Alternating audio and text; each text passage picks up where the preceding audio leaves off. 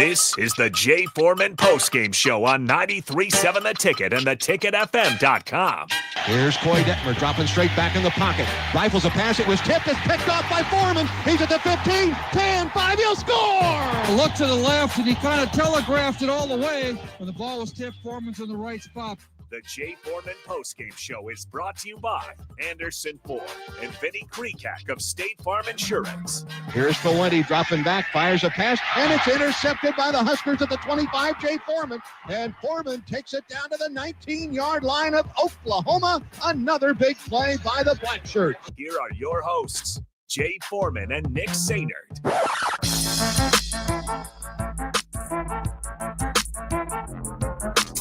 There it is, Jay Foreman Postgame Show. Once again, brought to you by Anderson Ford, Vinny Kreekak, and Bumgars. We appreciate their support. Nebraska pulls out a victory. They always say an ugly victory is better, or ugly win is better than an ugly loss. So, finally got over the hump with Michigan State. It started out fast, definitely a lull, and then was able to be opportunistic. And it was all three phases today, right? I'd probably say the offense started out. Obviously, that first drive, right? I mean, obviously, you get up 7-0, block punt. I mean, anytime you block a punt and score, I think the percentages of winning within reason. I mean, obviously, if it's like, Meatloaf State against like Ohio State, and it happens. But if you block a punt and score, I think your winning percentages are up in the, easily high 80%, 90%, and that.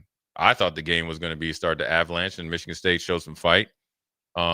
Then the defense started to turn it up a little bit and get some, timely interceptions and turnovers. And then the offense was able to take advantage of some of the continuous special teams mishaps of Michigan State. And when you think about, okay, you get a punt block, you give up a huge return, you actually outkick your coverage. So that lets you know the attention to detail when it comes to special teams was off on their end. And that's why you have a coach like Mike Eckler.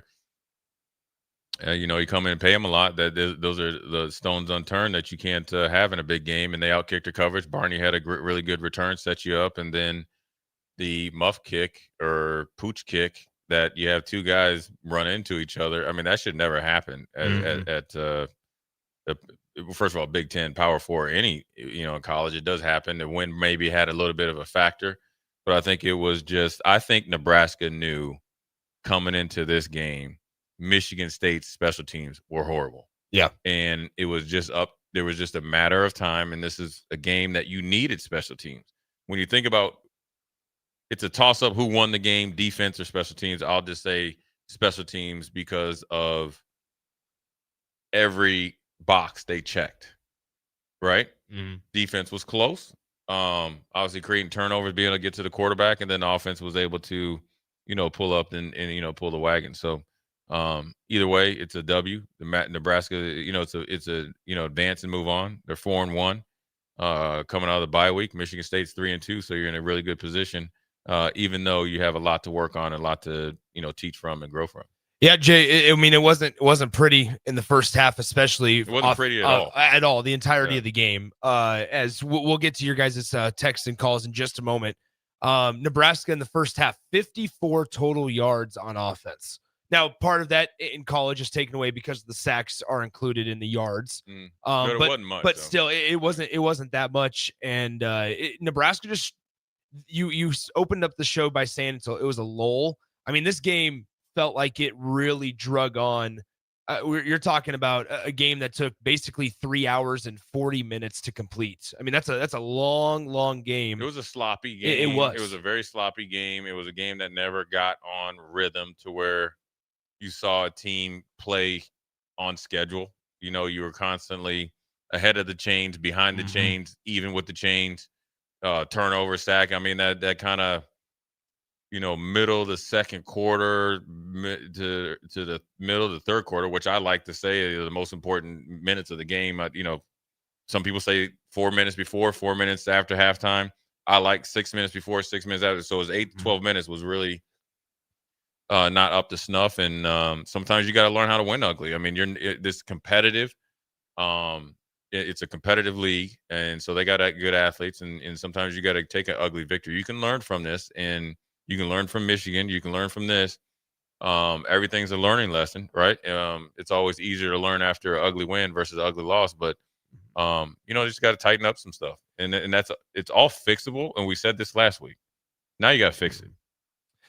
We'll get to that too, because I think that there is a lot of I don't want to say good things to take from it, but Nebraska at the end of the day did win following a disappointing loss 2 weeks ago to Michigan. Just a reminder, 402-464-5685, the Honda of Lincoln hotline and the Starter Heyman text line are open for you guys. The entire post-game show, Jay and I will take you up until approximately 8 p.m., maybe a couple of minutes after the top of the hour of 8 p.m. there, as we break down Nebraska's 38-27 victory against the Michigan State Spartans. Let's go ahead, Jay, and go to the Honda of Lincoln hotline. Patrick kicks us off on the Honda of Lincoln hotline. Patrick, how are we feeling tonight? I'm doing pretty good, guys. What's on your mind, Patrick? I just want to say, I like the fight that our guys have now. That, a couple years ago, this could have been, being down 21-7. They could have circled the wagons, called it quits.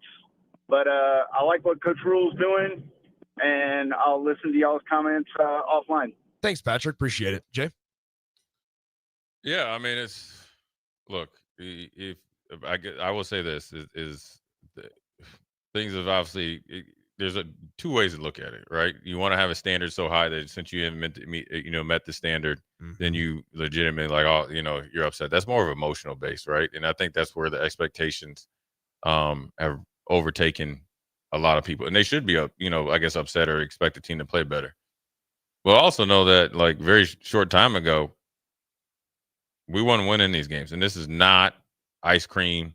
This is not cupcaking it. This is honest God truth.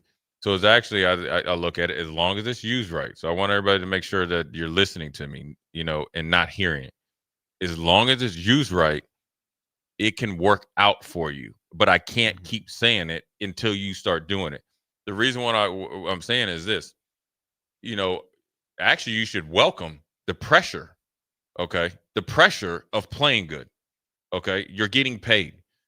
You should want to yourself forget the pay just because that's just who you are. You put a lot in it. You should want to play good. And then also you should be disappointed because you should have and could have played better against a team that was ripe for the picking in every single phase of the game, and you didn't.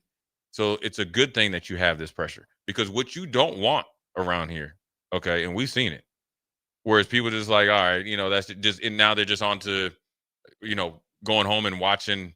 Yeah. Some other team is and that's their enjoyment because they get to watch and really be invested in another college. You don't want that. So as much as, people might, get a little tightened up a little bit, or whatever, a little put off about it. That's the way it should be. Let's go back to the Honda of Lincoln hotline. We got Bofus, who's been patient. Bofus, what's on your mind tonight? I'm just kind of curious. I want your thoughts on after the performance today. Do you think that we're headed for another bowl where we get a quote-unquote participation trophy? Because from what I've seen after we went up 14-0, and then we went 14 yards, 12 yards, 10 yards, I was not happy. Obviously, not a lot of other fans weren't. I'm just kind of curious what y'all's thoughts are on that. Thanks, Bofus. Appreciate it. Yeah, I mean, there were a lot of, looking at the drive chart, we can throughout the next hour and change, Jay, we can pick apart drives. And there was a lot of situations, especially offensively in that first half, where Nebraska really struggled to do anything successfully. And part of it, is the offensive line. The other part of it could have been quarterback play. We haven't even looked and watched the game again yet. There's a lot that you can look at here and say Nebraska didn't play well, but at the end of the day, our point is that they won. Yeah, again, the ability to, I don't think, is it even ability? I guess it is ability to win ugly is actually something that you need. Because it's been an inability for the last decade. For maybe even at times longer than that. And ability to compete and to finally get out of your own way, so forth and so on, is obviously something that you want to have in your back pocket. This is not what you want to be going in your front pocket to pay the bill at a restaurant. This is okay, this is like your emergency fund. And sure, they got a lot of stuff to clean up. There's, look, at this point, we're 5 games into the season. We're 4-1. It's a lot. I guess analogy for the golfers out there.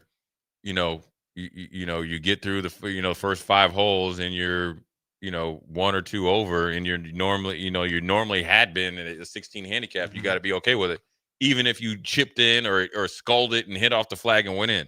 Yeah. Now, what you can't do is think you're going to play 18 holes like that. And so what Nebraska has to do is really, really get down and dirty to what they need to fix. And then they just needed to be better at some things. It's great. It's easy to blame the offensive line when how many sacks did Michigan State have? They had 5.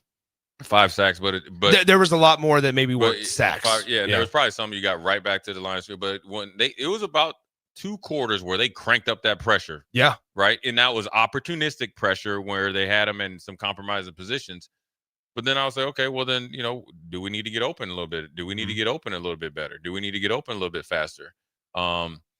Everybody, I think in the moment it's easy to blame the offensive line, but in reality, it's a team game. It's 11 guys got to make something happen, and then they got to be a little bit more cohesive. And they got to play. I mean, I'd expect every single player to say we have to play better. This is not a Michigan State type of deal. You get what I'm saying? Yeah. This is what we have to do. And that's the best approach to look at it. Well, once again, 402-464-5685, the Honda of Lincoln hotline, the Starter Heyman text line open for you guys, as well as the Starter Heyman Jewelers live video stream, Facebook, YouTube, Twitter, Allo Cable channel 961, all places for you guys to get in touch with the show. And if you want to bring in your comments, bring in your thoughts after Nebraska knocks off Michigan State 38-27. The Huskers now 4-1 overall. They are now 1-1 in the Big Ten Conference. Ahead of an important October. Maryland's next weekend on the road. Nebraska's first true road test, right? The game in Kansas City was a neutral site, heavily favored Nebraska, fandom and fan section there in Arrowhead. So now Nebraska, for the first time, goes on a true 100% road game against a Maryland team that went on the road last week, beat Wisconsin handily, 2 weeks ago. And it definitely has some things cooking out in College Park as well. Yeah, and I would say it's a difficult place to play based on the stadium, the campus, and kind of everything around the football program. Now they're playing well now, but it's like a sleepy place to play.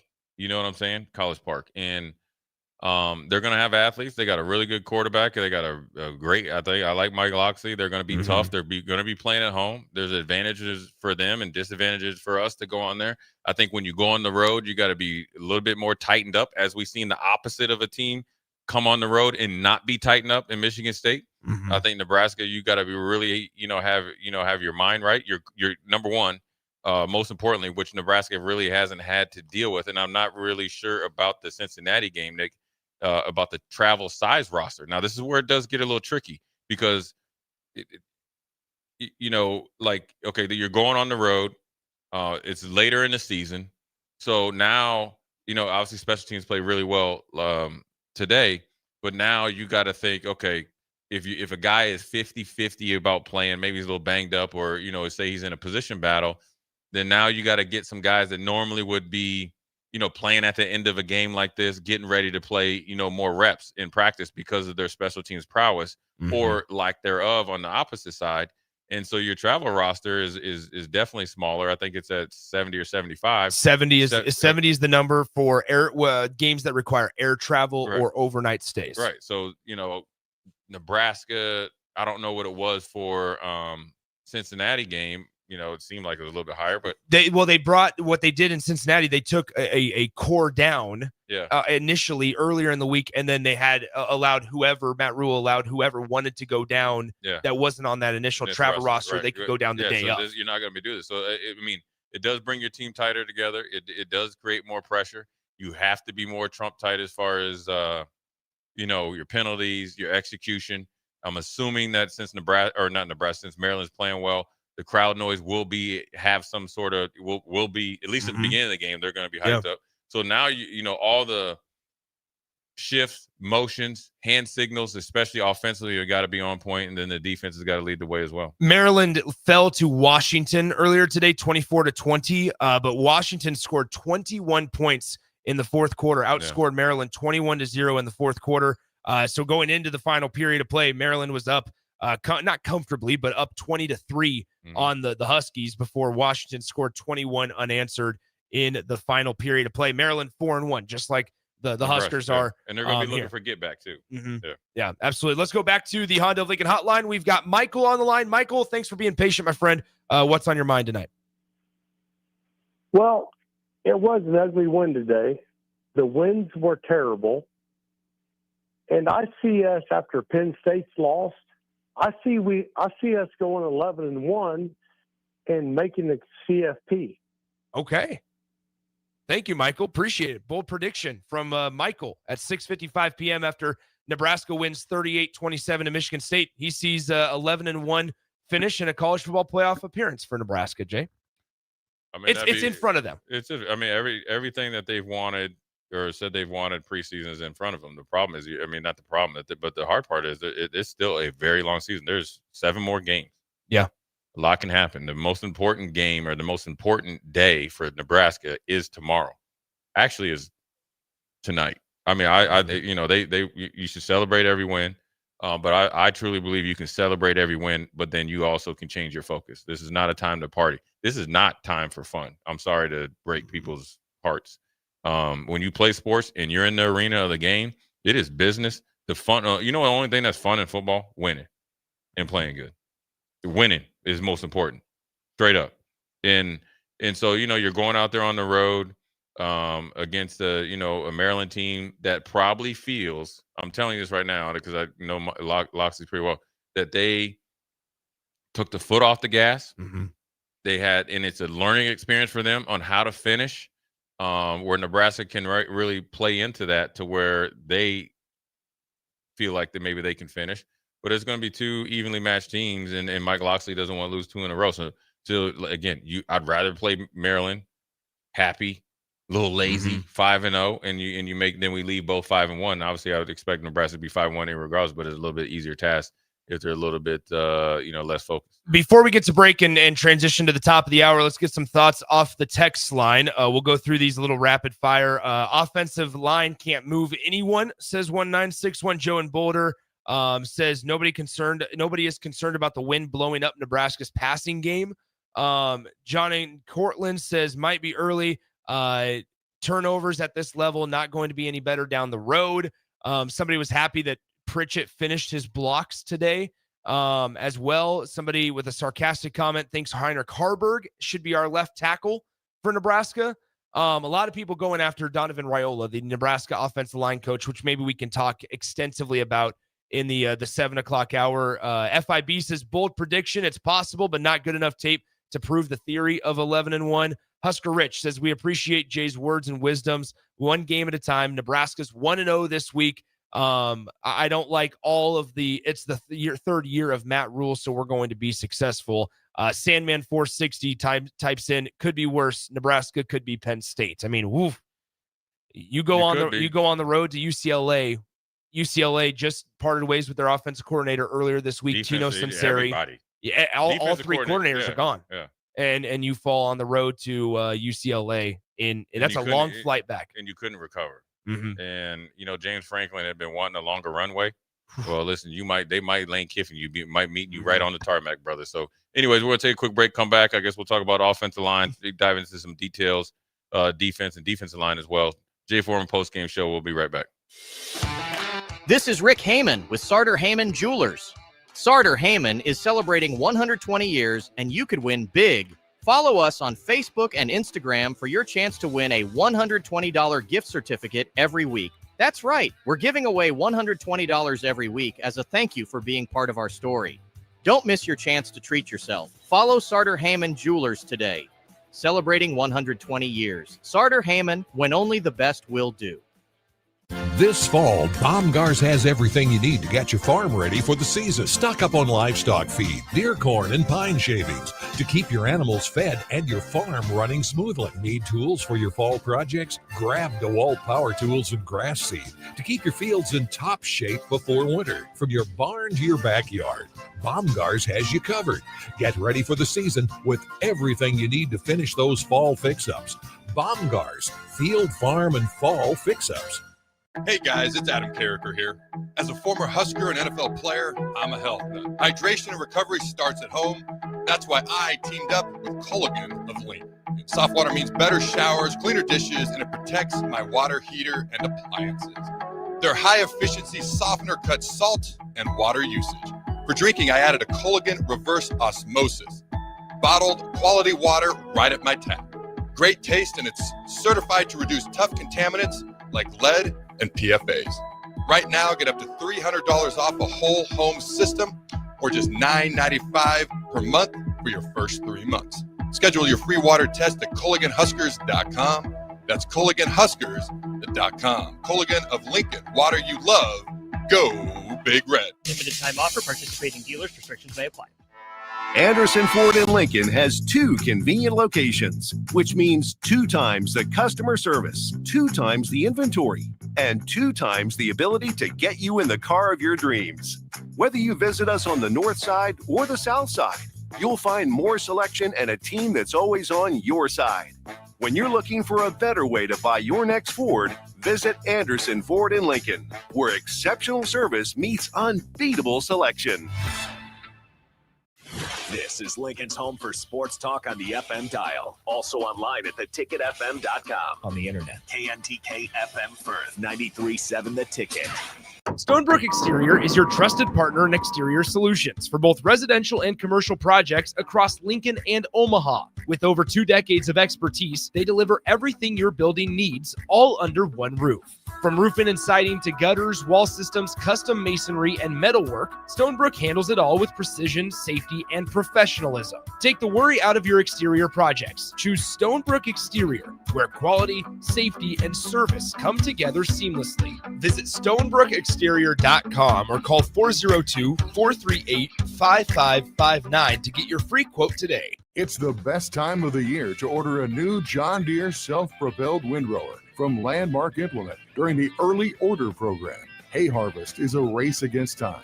Order a new John Deere self-propelled windrower to harvest your hay quickly and efficiently while promoting quick dry down for quality hay. Now is the time to lock in the best price of the year. Contact your local Landmark location for full details on a new self-propelled windrower and experience the Landmark difference. Schaefer's is celebrating its 79th anniversary with special rebates, financing, savings, and free delivery store-wide. Update your home with innovative Samsung appliances and save up to an additional $900 with rebates. Samsung Innovation saves you energy and time with easy-to-connect appliance technology. Plus, during Schaefer's anniversary, get free delivery on your appliance purchase. So hurry in during Schaefer's 79th anniversary event, going on now. At Jimmy John's, we don't make sandwiches. We make the sandwich of sandwiches. We use fresh veggies because we don't hate salads. We just feel bad for them. We make our sandwiches exactly how you want because you're the one who's eating it. And we bake bread all day, every day because stale bread isn't bread. It's croutons. Sandwich history is written by the victors. Good thing we have legible handwriting. Jimmy John's, the sandwich of sandwiches. Order pickup or delivery on the app. MWR is dedicated to building attractive, affordable steel buildings that exceed your expectations. From commercial to residential to agriculture storage, steel buildings are cost-effective, attractive, and versatile. Plus, they're a lasting investment and an ideal choice. MWR uses Sentinel Building Systems out of Albion and can service you all over the state and region. If you have interest in a steel building, post frame building, or fencing, give MWR a call today at 402-980-5273 or go to mwrbuildingandfence.com. Hungry for something real? Come to HF Crave, Lincoln's favorite spot for burgers that are anything but basic. Locally sourced Nebraska beef, hand-cut fries, and bold flavors that'll make your taste buds cheer. Whether you're craving the classics or ready to try something wild, they've got the burger that gets you. HF Crave. Fresh, local, craveable. Find them at 48th and Holdridge or order online at hfcrave.com. Nebraska farmers, harvest is here and every gallon counts. That's why Sapp Brothers Petroleum launched the Go Big Red Fuel Giveaway. When you contract your fuel with Sapp Brothers, enter to win $1,000 in fuel credits. As Husker Country knows, the only thing stronger than the roar at Memorial Stadium is the drive of a farmer putting food on the table. Fuel your farm with Sapp Brothers Petroleum and enter to win $1,000 in fuel credits. Visit sapbros.net today. Sapp Brothers Petroleum, fueling the heartland. Go Big Red. Back to the Jay Foreman Postgame Show on 93.7 The Ticket and theticketfm.com. Powered by Baumgars, Anderson Ford, and Vinny Krekak of State Farm Insurance. Here are your hosts, Jay Foreman and Nick Sainer. 7 o'clock hour, Jay Foreman, post-game show. My main man on the 1s and 2s, Nick Sainer. Anderson Ford, Vinny Krekak, State Farm. Bumgars, appreciate your support, as always. We're able to answer some questions, give our little thoughts and inside knowledge or what we know, or pretty much what we've seen. Mm-hmm. And then, obviously, the text line, It was nice, Jay, to be able to get, not forget the Michigan game, but to get a fresh look, right? Like when you're in the middle of the season, we say it all the time when we're getting ready for the season. Like we just want to be able to talk about what we actually see and see a football game. That's kind of the feeling that I think towards the middle of this last week with the bye week, like especially coming off of a loss, a lot of Husker fans just ready to see a fresh game, if that makes sense. Yeah, I mean, imagine the players and coaches as well. I mean, that Michigan loss or any loss doesn't sit well with you. It shouldn't. And then, 2 weeks can seem like 2 months when you're trying to get back out there. And then obviously Nebraska was able to pull off, which is a ugly victory or just probably more a sloppy victory. But you did some positive things. I think, you definitely, we'll talk about the things that definitely people have been asking for on the text line. But then also you got to think, okay, I mean, this is honestly got truth here. I truly believe you do not need a special teams. I mean, you get somebody that just specifically does special teams coach. Yeah. I played long enough. I played Danny Smith. Okay. He's one of my good friends. And I think more now since you grow, and I guess I'm stuck in it to where you had to have a small coaching staff and that, right? So now you got Mike Eckler who comes in and specifically has kind of made his mark as a special teams coach, contrary to last year or the years past special teams, right? So now you're like, how long have we been waiting for explosive plays in the punt return game? A long time. We got that. Now we've had it at periodic times to the point that now we're like, Barney, you actually need to break through tackles and make a big run. That's done. And then to be able to block a punt, recover it, and score is great. Able to the kicking game where you're able to have a kicker that is able to play, kick through the wind. You got young man in here looking. Mm-hmm. There it is. Yeah, there's nothing like being in the zoo. And then, as far as the defense, you're able to create some turnovers, obviously, what you want, and they come in bunches and able to sack the quarterback, which came for bunches. We've been they've been asking for more pressure on the quarterback. Ran the ball pretty effectively today. I would say that on offense today, Emmett Johnson was your most consistent player. He was the MVP. Yeah, he was MVP. He was without a doubt. He was their best player from start to finish. Yeah. And he ran the ball well, did well out of the backfield, did some other things well. Some of the younger freshmen did it. Mosey and it did okay in a couple runs. And then obviously we had the text in there about the offensive line. It's a new group that they had. So they had Pritchett start at left tackle, right? And then a new combination. Right. It's a new group. It is a new group. It's when you move guys around, it's a new offensive line. And so I think it's a process that they got to continue to work through. I think offensive line, like a defensive line, I think it's not just the five guys. Sure, individually they can play better, but there's other things that got to go along with it. If you got a quick game, I'll drop some knowledge here, and I'll tell you from a defensive standpoint. If the offense is running quick game, and quick game doesn't happen, it's on the defensive line to get the pressure. If you get what I'm saying. But for those that don't know, explain quick game is 3 to 5 step drop. Okay. Pistol formation versus shotgun. Yeah. Right. So pistol formation, you're already in your 3 to 5 step drop. Depends on, how they run their pistol. And if you're going, the ghost play action and all that, that means the ball is supposed to be coming out. The quicker routes, it's more of a timing route. You're expecting whoever the play or first or second options, you're expecting to win immediately, right? Sure, you can talk about plays and all that, but I'm just talking about just basic football one-on-one. So when you look at it, you can't, you got to be careful to say it's the easiest part of the offensive line. Here's another example. When you'll see teams at the NFL level where they'll do a quick set. A quick set is an offensive line is like 1-2 shuffle steps, and he'll either sometimes when they used to is cut block a guy.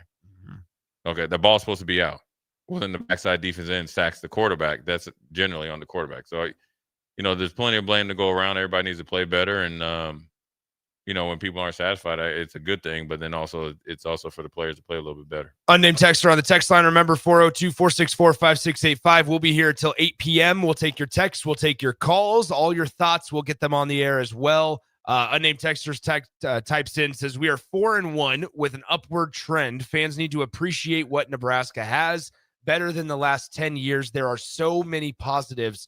Jay, let's talk about a couple of those positives. What did you see defensively today that you liked? Because there were a lot of things that we talked about in our pregame show segment on the A1 Automotive Ticket Tailgate pregame show, where it was like, okay, here's who we think needs to have a big day. You said Williams Nwaneri came up with a big sack on 4th down. I actually talked about Deshaun Singleton, who had a couple of INTs fall into his lap as well.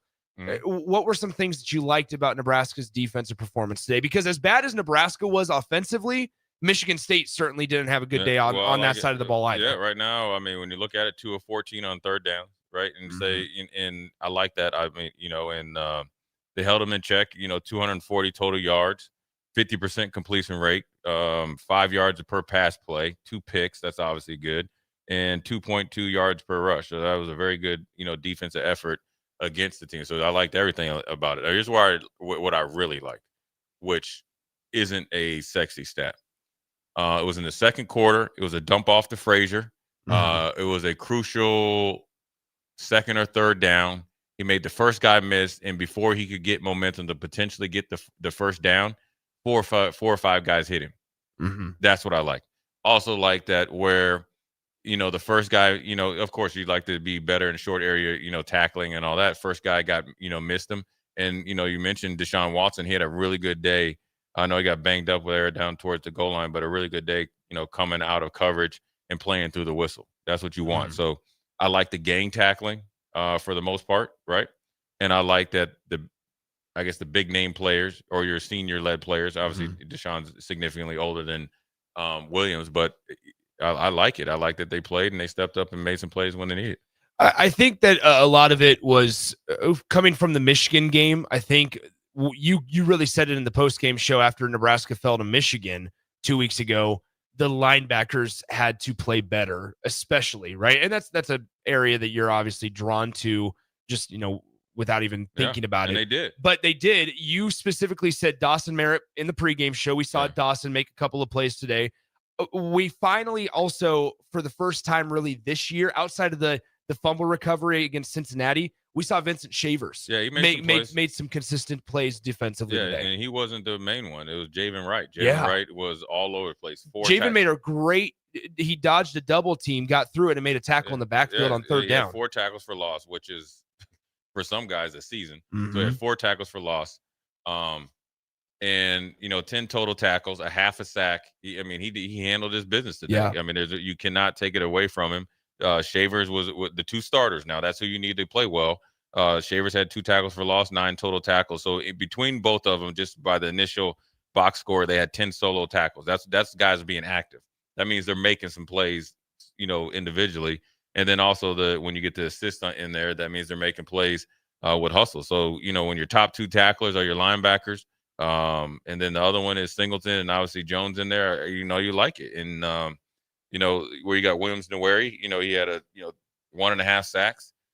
they did what they needed to do. And then you had Dawson Merritt, tackle for loss. So the young guy came in there, but the two veterans and the guys that you expected to do well, both of them single-digit guys, but guys that needed to play better than probably Michigan. They obviously went back to work and got a lot better. Once again, 402-464-5685, the Honda of Lincoln hotline, the Starter Heyman text line. We'll take your phone calls. We'll take your text up until 8 o'clock here on the Jay Foreman Postgame Show. I want to thank our sponsors, our friends of the station, Anderson Ford of Lincoln, Vinny Kreekak of State Farm Insurance, and Baumgars. This fall, Baumgars has everything you need to get your farm ready for the season and tools for your fall projects to get ready before winter. Get ready with Baumgars throughout Nebraska and in Lincoln at 56th and Cornhusker Highway. I thought, talking about the defense one more time, a little bit longer here in this segment, these two sides at applying pressure to the quarterback, and there's more than just the sack numbers, but statistically coming into the game were pretty similar, especially up front.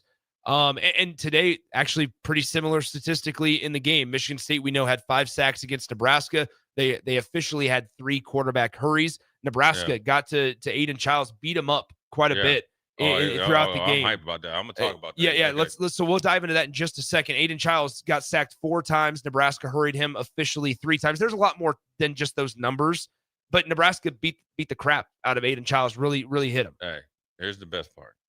Okay, and if you have a faint of heart, you know what the best play of the game was? When they sacked him, they pile drived his head into the turf. All right, that's how you play. You know what I'm saying? You essentially DDT'd him in there into the turf. You knocked him out of the game. Yeah, that's what I like right there. To the point, okay.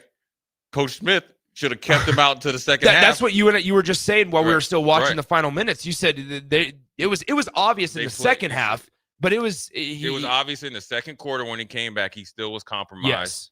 I think he had a little bit of a stinger. But the thing I like that. Now, I don't know if they purposely did it, but I'll take it that they pile drived his face right into the ground. And that's how you play. Mm-hmm.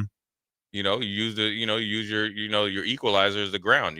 We get to you, we're going to make you pay. And it really, I think, won the game. Well, I wouldn't say won the game. Mm-hmm. Allowed the defense to do some things because he didn't recover. He never recovered. No. To be honest with you, the second interception was a byproduct of it because he was so scared to get hit. I guarantee you, if somebody has a picture out there, he threw that ball with his eyes closed because he was expecting to get hit. Then he made a little bit of recovery, but he short-armed everything. Why did he short-arm everything, Nick? Because he was expecting to get hit, and there was nobody out there. He was seeing ghosts to the point that one of his best friends, Marsh, had to get on him at halftime or get him on the sidelines face-to-face, not once, but twice. So essentially, you made him tap out, and that's what you're supposed to do. So it's for the defense, it's a positive. All the categories you needed to do, you did it. Now, sure, you could say, okay, we need to be better against the quarterback run. We need to tackle a little bit better in space. But when you talk about the winning categories, 2.2 for rush, 2 of 14 on third down, 2 interceptions and turnovers, a plethora of sacks and tackles for loss. Right there, that's a step in the right direction. Granted, Michigan State is not Michigan, but it's better to play that way against Michigan State your next game. And then now it's even more important that you pack your defense on the road. Is Maryland more comparable to Michigan State in terms of how they play, type of offense? Are they more comparable than Michigan State than Aiden Childs? And they got a better play caller. Yeah. So you're gonna have your work cut out for you. I haven't really got into Maryland much. I'm sure, I think Nebraska can really stymie their offense. Now Maryland has a better quarterback, but they are very listen. This schedule, I've never seen a schedule. Well, I was going to say never. This schedule is tailor-made to just walk the dog. Here's why. He's still a freshman. So the playbook is still slowly but surely expanding. So you're not going to get much more than what you saw against Washington. They're very conservative. He's actually a very accurate passer. He can run. He's probably as good a runner off schedule as Childs. But I think also Nebraska should look at the way, Washington was able to run the ball, which really stymied. And I think what you have to take the approach when you play this team in Maryland, you have to deposit some body blows for haymakers later in the game. And that starts with the offense, but the defense has to come out hot to keep the offense on the field to wear them down. Did we see Nebraska kind of do that to an extent today, where it was defensively for sure, defensively, not even just to Childs, not even just to Aiden Childs, it was to everybody. As I was kind of talking about, because sure, when Nebraska started to get some momentum, right, they got they forced the 3-and-out, they punted the ball, and they got really good field position, and then ultimately got what was close to a fumble on the play that was initially ruled a backwards pass, but then was overturned to a forward pass. Like, you could just kind of feel, whether you were watching on TV or you were in the stadium, you could kind of feel that. We always joke about the winds of change, but like, you could kind of feel that momentum was starting to go towards Nebraska's sideline a little bit, or that Michigan State was just worn down. Yeah, Michigan State was one. First of all, Michigan State wasn't very good. I was actually pretty disappointed in them and the way that they're coached, because the way Coach Smith coached the Oregon State versus the Michigan State teams, they're just not even. I mean, you're sloppy. But I think Nebraska, once you start seeing guys early in the game limping, thinking of looking at the clock, what's called AKA the loser's lean, in survival mode, Nebraska was able to beat them up, especially defensively. And I think how they beat them up defensively is more hats to the ball. That means not only you're beating them up like actually physically, but mentally you're wearing them down, because now they feel like they have no way out. How many times that Aiden Childs did, like, Nebraska was in a 3 or 4 man rush, you didn't even know where to escape from.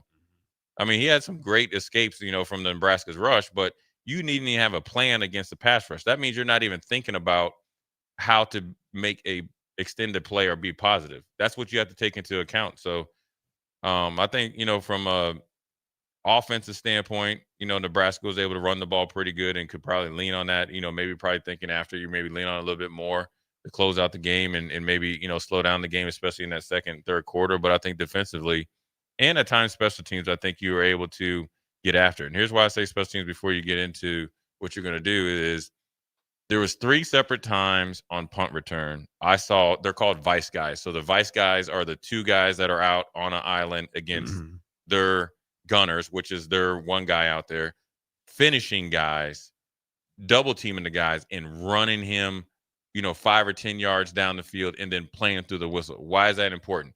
You're just slowly but surely is taking their heart away from them, and Nebraska was able to do that.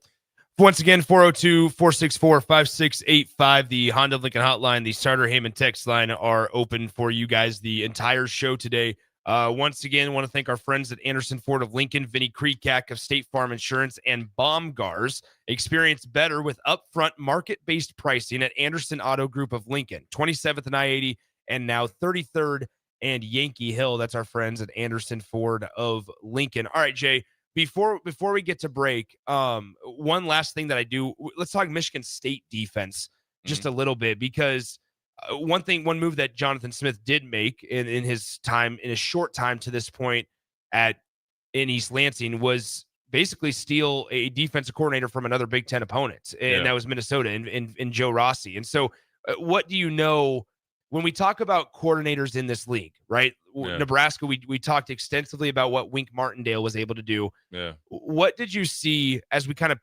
turn the page to Nebraska's offense? What did you see that Coach Rossi on the defensive side for Michigan State did maybe earlier in the game? Yeah. That you felt like Nebraska struggled with a little bit? Well, I think they threw Nebraska's timing off, and so that, allowed, their pass rush to get there in their secondary moves. So obviously that was an adjustment that they made after they got lit up like a Christmas tree against USC. So that obviously you expected some adjustments. You're not going to just go into bye week and, rinse and repeat when you just got blasted out there against USC. So you expected that. Now, what Rossi's known for, right, there's very, very good disciplined defense, at least in Minnesota. The last 4 years he was there, at least 3 of them, they were top 10 nationally and defensively in every single category. They were very cohesive because they were able to develop players. That's why they're behind. I think Jordan Hall is a great player. I think they got some other players, but they just don't have what they need. But I think what they did in Nebraska, they felt like they were okay with the run game, right? Which probably is not the best way to go about it. But they felt like as long as they tackled well and didn't give up any explosive plays in the passing game, and keep everything in front of them. What they did to be in short term, to take all the window dressing off it, they just essentially played, Cincinnati's defense, but with a 4-man front. That's, and I say that I'm specifically mentioned Joe Rossi and Wink Martindale because I think to that point, there's two different guys. It's two different guys, but you're going to face really good coordinators week in and week out in opponents in the Big Ten. And another new first-year defensive coordinator for Maryland, at least, Coach Montecchino, I believe is how you pronounce it, in Maryland.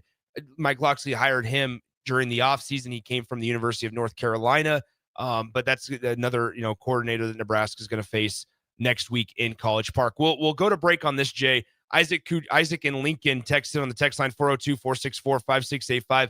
Yeah, Isaac in Lincoln says there were some glaring issues that we all saw, but I was very encouraged by the defense and special teams were not just special, it was fire. I hope Nebraska can get a more consistent game out of the offense next time. Yeah. Good win, GBR, baby. Isaac in Lincoln. Sandman has a question for you, Jay, and we can touch on this a little bit when we get back. I knew this was coming. What are your thoughts on Dylan's mobility, or does it seem like he holds the ball too long sometimes? We'll dive into all the offense when we come back, because there is a lot to get to after a sloppy performance, as we kind of classified it. Yeah, I mean, but that's a good problem to have, is where people are disappointed after you win, and was able to kind of pull away a little bit. So Jay Foreman Postgame Show, we'll dive into the offense on a little bit longer segment. We'll be right back. Join LES at 6 p.m. Thursday, October 9th at the LES Operations Center to learn about the utilities' proposed 2026 budget and electric rates, and share your input at the annual public meeting. Learn more at les.com. Rico here with HIS Auto Care at 70th and Van Dorn, letting you know HIS is a great place to bring your vehicle for service. With superior service bumper to bumper, we'll treat your vehicle like it's your mother's. Doesn't get any better than that. So call 402-488-8934 and HIS Auto will make you glad you did. 5% off, mention this ad, and for sure your mother will be proud you called. 402-488-8934, HIS Auto Care, 70th and Van Dorn. God bless you. The party is back on in Lincoln this fall, and there's no party like the A1 Automotive Ticket Tailgate pregame show.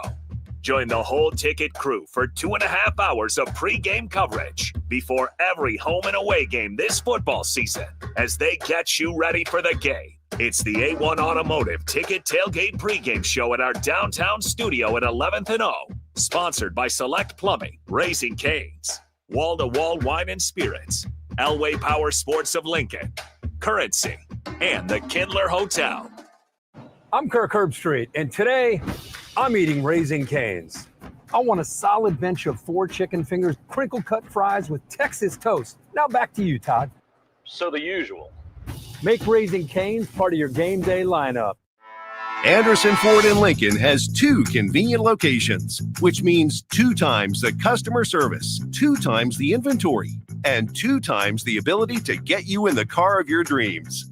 Whether you visit us on the north side or the south side, you'll find more selection and a team that's always on your side. When you're looking for a better way to buy your next Ford, visit Anderson Ford in Lincoln, where exceptional service meets unbeatable selection. This fall, Baumgars has everything you need to get your farm ready for the season. Stock up on livestock feed, deer corn, and pine shavings to keep your animals fed and your farm running smoothly. Need tools for your fall projects? Grab DeWalt power tools and grass seed to keep your fields in top shape before winter. From your barn to your backyard, Baumgars has you covered. Get ready for the season with everything you need to finish those fall fix-ups. Baumgars, field, farm, and fall fix-ups. MWR is dedicated to building attractive, affordable steel buildings that exceed your expectations. From commercial to residential to agriculture storage, steel buildings are cost-effective, attractive, and versatile. Plus, they're a lasting investment and an ideal choice. MWR uses Sentinel Building Systems out of Albion and can service you all over the state and region. If you have interest in a steel building, post-frame building, or fencing, give MWR a call today at 402-980-5273 or go to mwrbuildingandfence.com.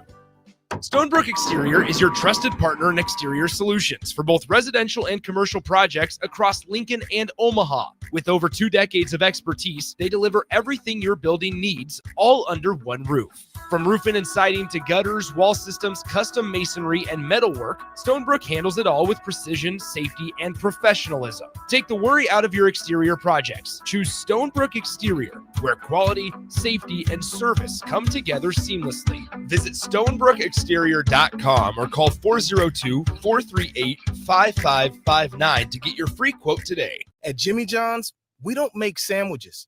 We make the sandwich of sandwiches. We use fresh veggies because we don't hate salads. We just feel bad for them. We make our sandwiches exactly how you want because you're the one who's eating it. And we bake bread all day, every day because stale bread isn't bread. It's croutons. Sandwich history is written by the victors. Good thing we have legible handwriting. Jimmy John's, the sandwich of sandwiches. Order pickup or delivery on the app. I can't believe I just scratched that car. Find my insurance card.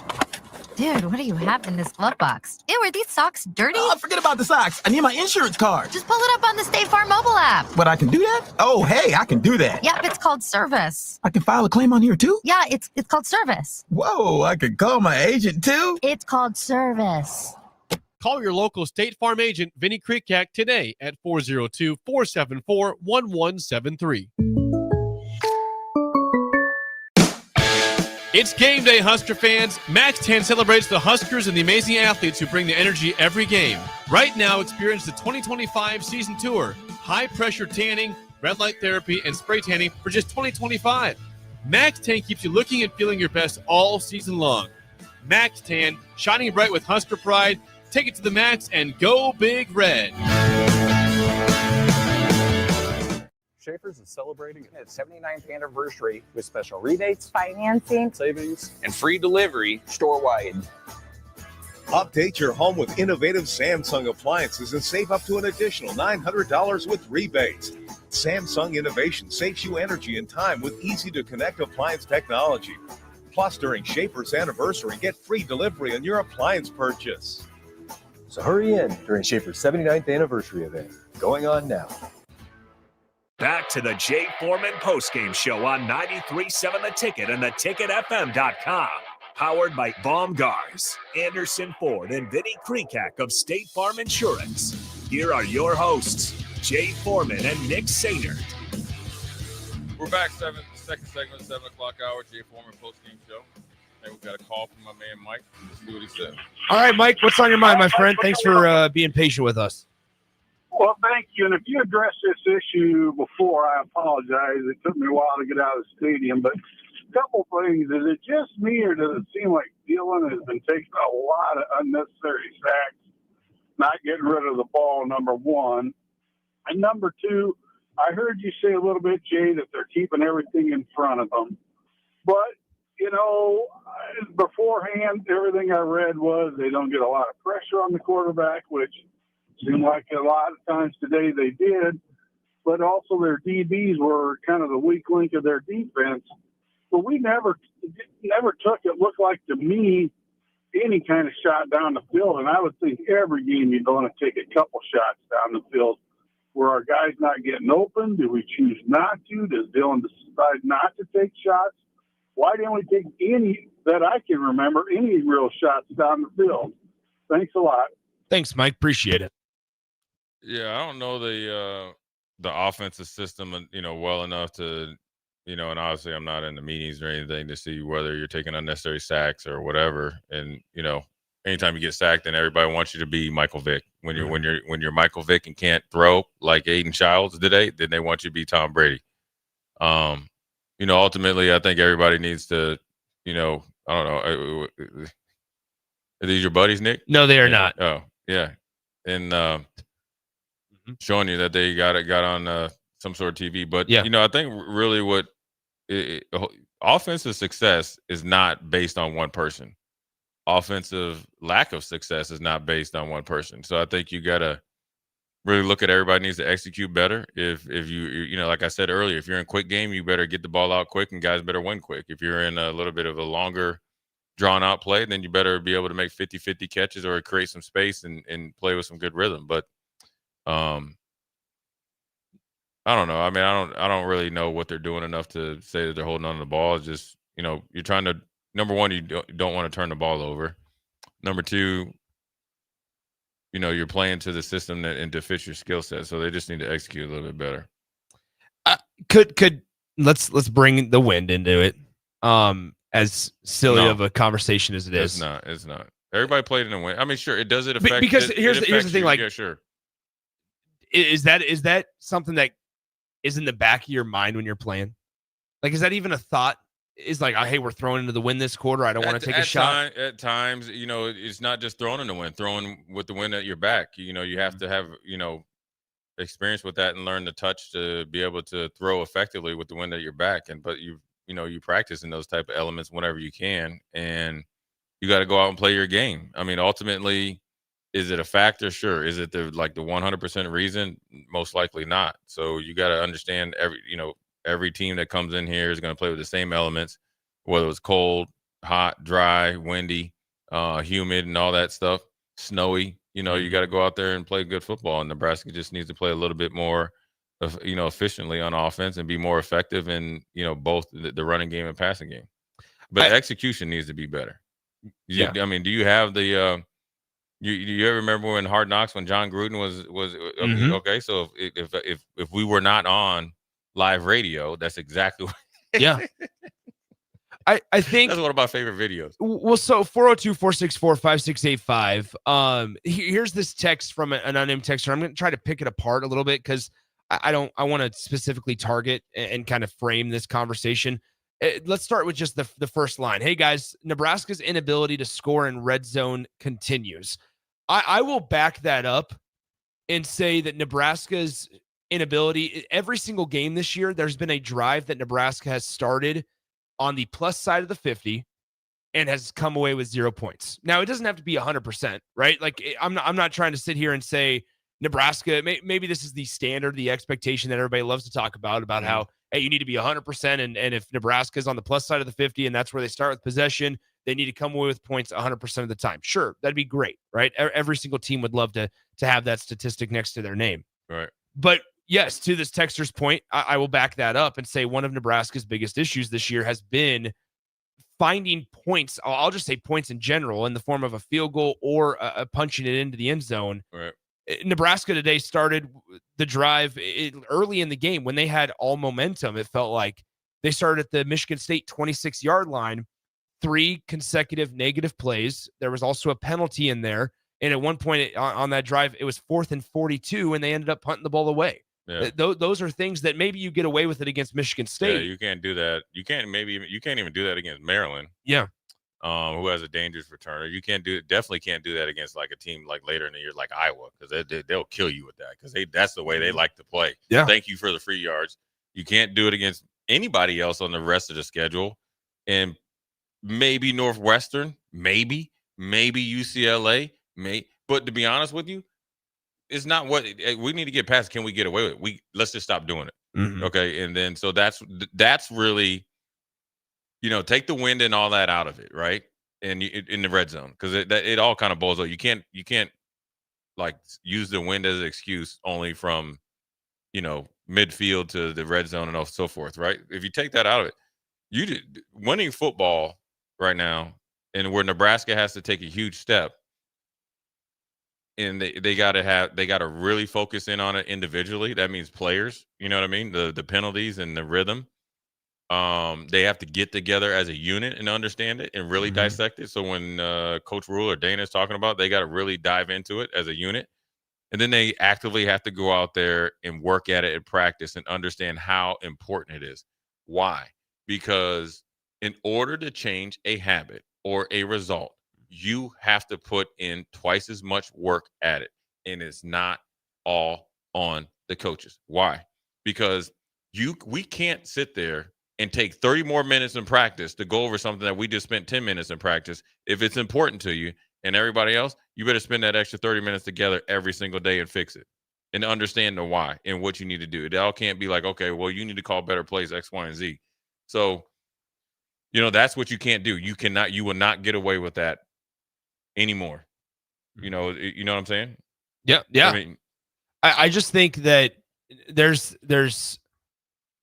because I'll say this. Nebraska fans, they were fascinated and real infatuated with Dana Holgerson's resume, right? Like they loved the idea that he's a former coach. They love the stuff that he did at Houston and West Virginia and what his offenses looked like. And that's not me saying that that wasn't rightful, right? Like that's not what I'm getting at.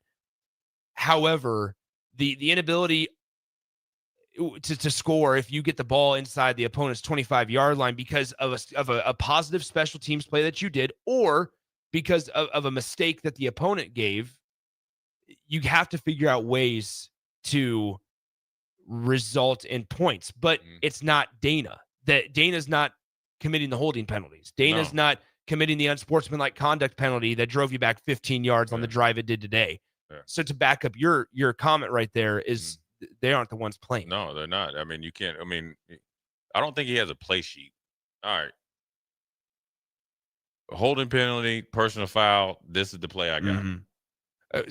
Third down and 23. Here's what we're going to run. And, really, and then, but once you get a chance to really get busy, right? 1st and 10 or whatever, I like it. I got to think players, not plays. Now, here's what now we're going back to right where I like. Yeah. The players need to start getting open. Now, if you want the ball, you better demand the ball. If you're open, whether you like to say it nicely, hey, I'm open. Will you please pass me the ball? Right? Or you go and just say whatever's on your mind. Then when you get them chances, you got to make plays. And then things will change.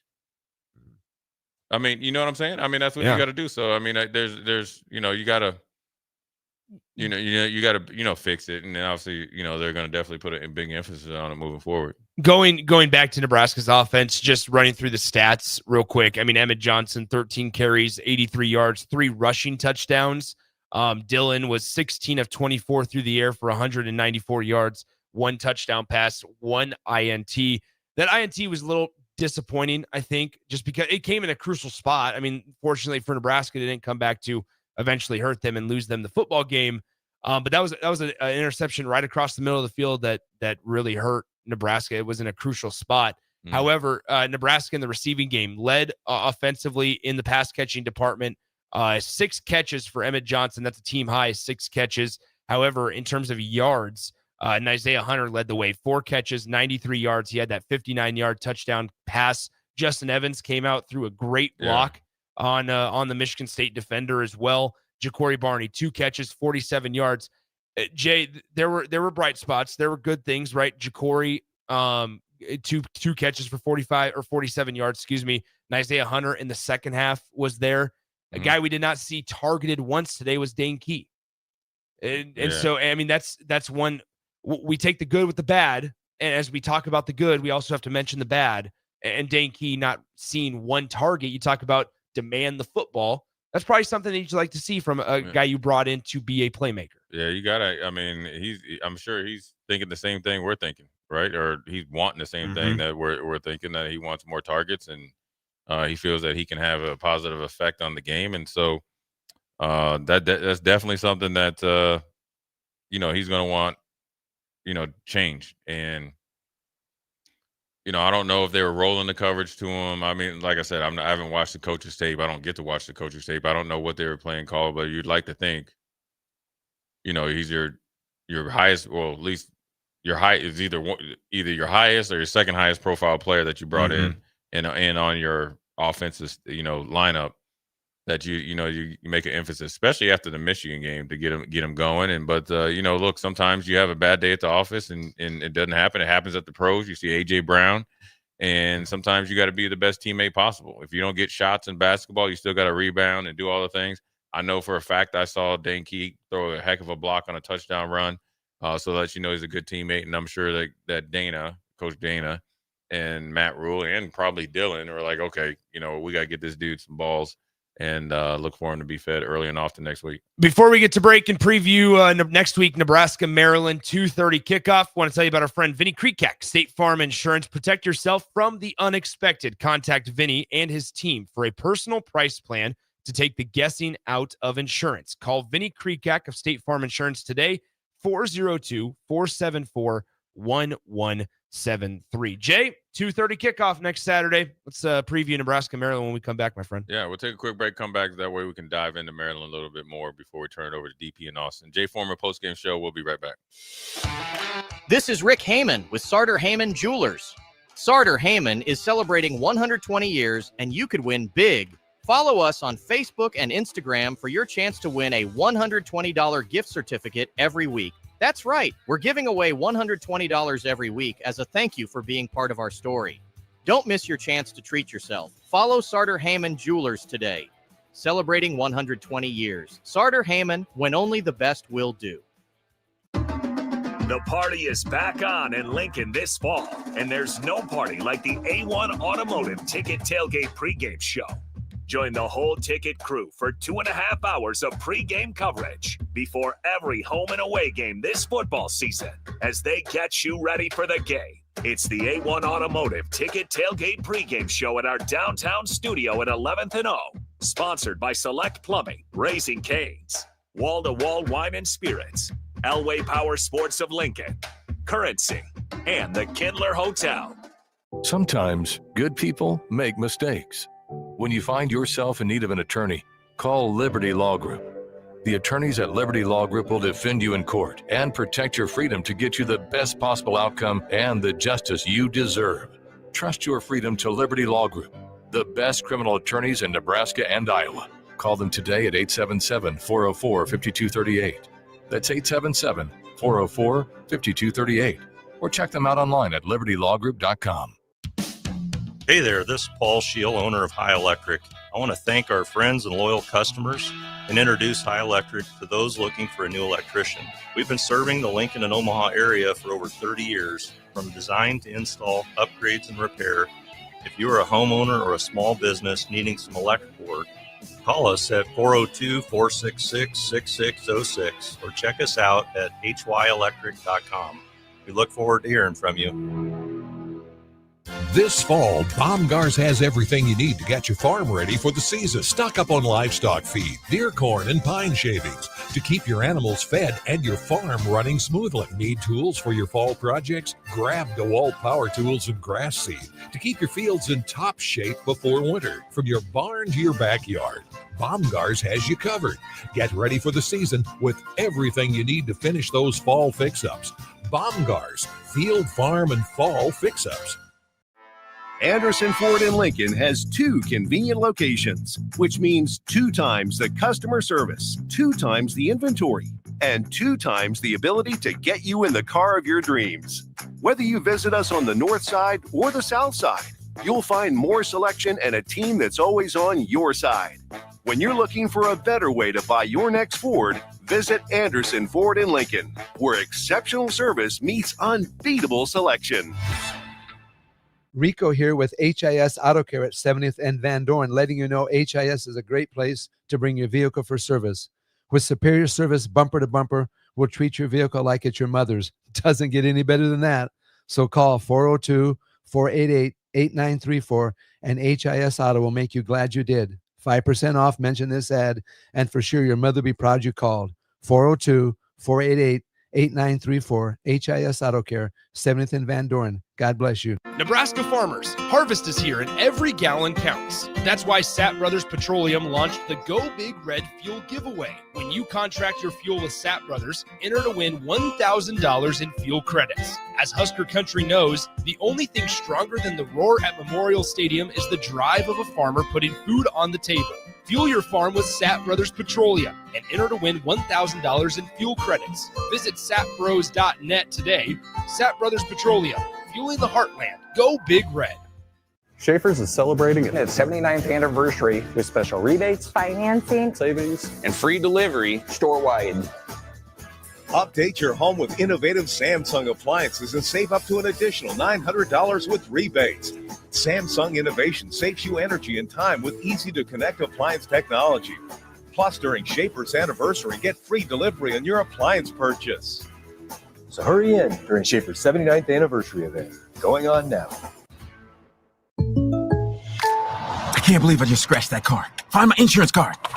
Dude, what do you have in this glove box? Ew, are these socks dirty? Oh, forget about the socks. I need my insurance card. Just pull it up on the State Farm mobile app. But I can do that? Oh, hey, I can do that. Yep, it's called service. I can file a claim on here too? Yeah, it's called service. Whoa, I can call my agent too? It's called service. Call your local State Farm agent, Vinny Krikak, today at 402-474-1173. Back to the Jay Foreman Postgame Show on 93.7 The Ticket and theticketfm.com. Powered by Baumgars, Anderson Ford, and Vinny Krikak of State Farm Insurance. Here are your hosts, Jay Foreman and Nick Sainer. Well, we're back, Jay Foreman Postgame Show. On to Maryland. Plenty to fix, plenty to evaluate, plenty to be, there's positive as well. And so you guys also got to make sure you don't minimize that as much as you want to focus on the things that Nebraska can do well. What's priority number one in terms of something that you can build on, in a positive that you can build on that you saw today, and then priority number one of things that you want fixed? Stop punching yourself in the face in a street fight. And that's the penalties. That's it's the six of them for Nebraska today. Yeah, well, it's the untimely penalties. And then more importantly, I'll put it in, I'll also add this into there as well as not taking advantage of your opponent's mistakes, because you might only get one opportunity against a team like Maryland or on the road on a Friday night in Minnesota or whatever it is. You want to make sure that you, take advantage of it. And if you don't take advantage of it, I look at it as almost like a turnover. It's almost like stealing the ball, at half court and you miss a layup and they come back and hit a three, and that get, so that's where I want to see the biggest change. And I'm just going to assume or / have confidence that the offense will not be as sloppy, right? I assume that they'll do it. They probably have a little bit more bandwidth, right? I think they'll be a little bit more efficient, right? The rhythm will be there. Yeah. Let's just say that, right? And especially I think against a very gettable Maryland defense on the ground. So I think you might see a little bit there.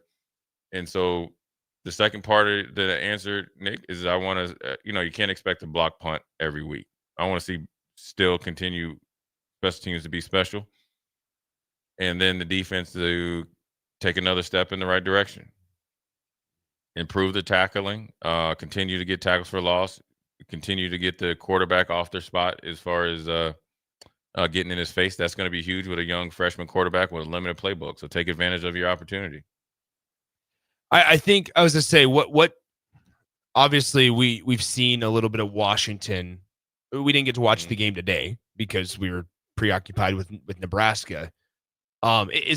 Is that the avenue you feel like Nebraska should lean a little more heavy into? Is the Emmett Johnson train? I mean, we have to give credit where credit's due. And to this point of the season, I think Emmett has been on offense Nebraska's most consistent. Yeah, he's been there every week, and that's why that's what you want. Your greatness is built on consistency. That's where people miss the mark. You got guys in here talking about, like the guys are on the radio or whatever. It's like, oh, one guy has one good game or a couple good games, he's great. No, greatness is from consistently being good, and then when you have to be great in big games or be good in big games, then that's where you become great. And that's what Emmett's. He's not. I'm not putting him in the all-time greats category. Sure. Yeah, but that's where he's been very consistent. But you see where Washington, where people thought physically they weren't going to be able to bounce back, right? Travel, pretty physical game last week against Ohio State. They had two guys, I think, over 70 yards, and they pounded the ball pretty good at Maryland. And they both had high teens carries as well. So, sure, it should be a point of emphasis. You should, felt like Nebraska ran the ball decently enough today, right? 6.6 yards a carry from your lead back. That's something you probably want to lean on going against Maryland on the road. Yeah, I mean, Emmett Johnson so far on the season, and you take away the Houston Christian, the Akron, not take it away, but you take it under consideration that he was pulled with a pretty good chunk of time left on the clock in those two games. Still got some good numbers, though, in those two games. He's been over 100 yards twice this season. He's been over 70 yards 4 out of Nebraska's 5 games. And the one that he wasn't over 70 yards was the 30-27 loss against Michigan. He had 19 carries for 65 yards. Today, 13 carries, 83 yards, and 3 touchdowns. And really in the receiving game, for whatever reason, right? You can blame whatever the win. I don't even want to, but he was Dylan's go-to target today. It's either him or Lindenmeyer, and I'm sure that maybe they focus on Lindenmeyer because of the last couple games, or actually where he started the season. Emmett's production, the byproduct of that. He's a sure-handed receiver out of the backfield. He makes some plays. He runs after the catch and does some good things. So you give him all the credit in the world. When you need him to do well, he did well. All right, Jay. We got about a minute left here, my friend. Final thoughts. Put a bow on it for us. Nebraska 4-1. Onward and upward. Sometimes you got a lot to fix, a lot to recognize that you did well, but it's on the players and maximum effort, and then you got a game opponent next week. There you go. Thanks as always to our friends, our sponsors of the Jay Foreman Postgame Show, Anderson Ford of Lincoln, Vinny Krekak of State Farm Insurance, and Baumgars. Make sure you stick around after Jay and I, when we come back from the commercial break. We are going to have Nebraska volleyball postgame show here on 93.7 The Ticket. The Huskers volleyball match, they knock off Rutgers. So the East Coast trip of Penn State last night, dominant win last night, another dominant win tonight against the Rutgers Scarlet Knights. Jay, close us out, 20 seconds. Yeah, appreciate you guys listening and appreciate all the support. And we'll be on again next Saturday night after a victory. Jay Foreman Postgame Show. We'll holler at you next week.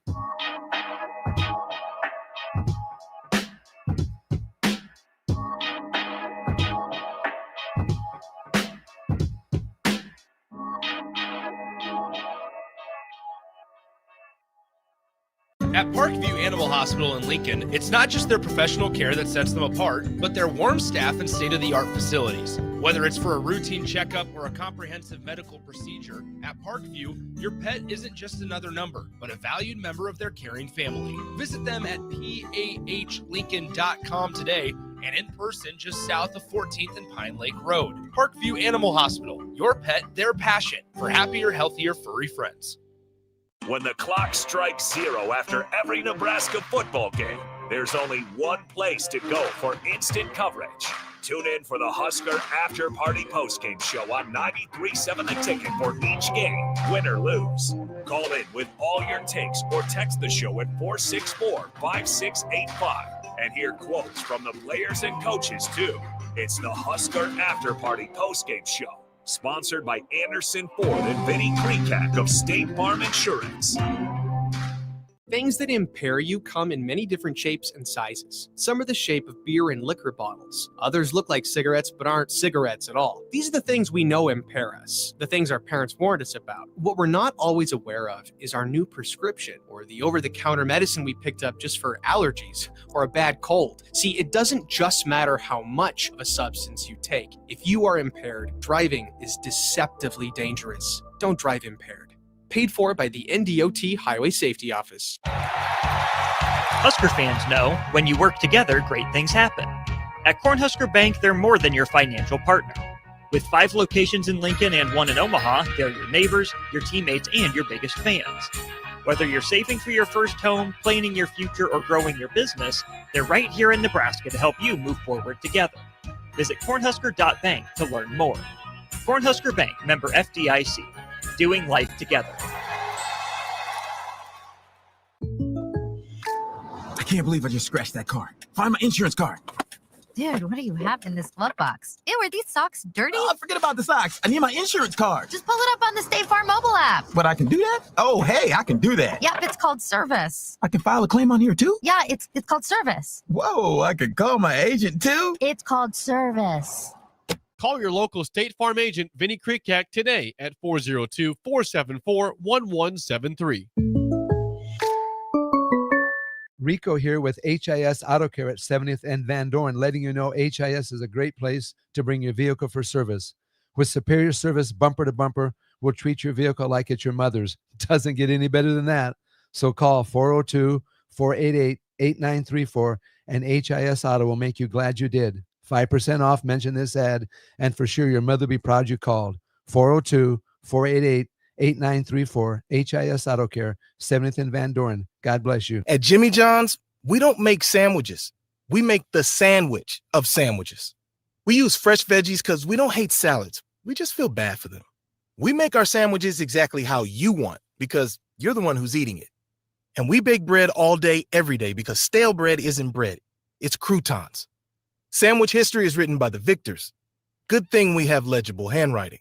Jimmy John's, the sandwich of sandwiches. Order pickup or delivery on the app.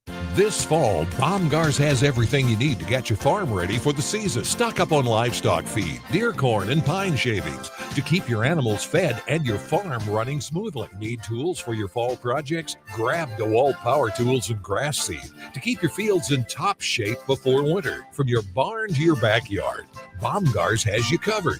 Get ready for the season with everything you need to finish those fall fix-ups. Baumgars, field, farm, and fall fix-ups. Stonebrook Exterior is your trusted partner in exterior solutions for both residential and commercial projects across Lincoln and Omaha. With over 2 decades of expertise, they deliver everything your building needs, all under one roof. From roofing and siding to gutters, wall systems, custom masonry, and metalwork, Stonebrook handles it all with precision, safety, and professionalism. Take the worry out of your exterior projects. Choose Stonebrook Exterior, where quality, safety, and service come together seamlessly. Visit StonebrookExterior.com or call 402-438-5559 to get your free quote today. Hungry for something real? Come to HF Crave, Lincoln's favorite spot for burgers that are anything but basic. Locally sourced Nebraska beef, hand-cut fries, and bold flavors that'll make your taste buds cheer. Whether you're craving the classics or ready to try something wild, they've got the burger that gets you. HF Crave. Fresh, local, craveable. Find them at 48th and Holdridge or order online at hfcrave.com. Anderson Ford in Lincoln has 2 convenient locations, which means 2 times the customer service, 2 times the inventory, and 2 times the ability to get you in the car of your dreams. Whether you visit us on the north side or the south side, you'll find more selection and a team that's always on your side.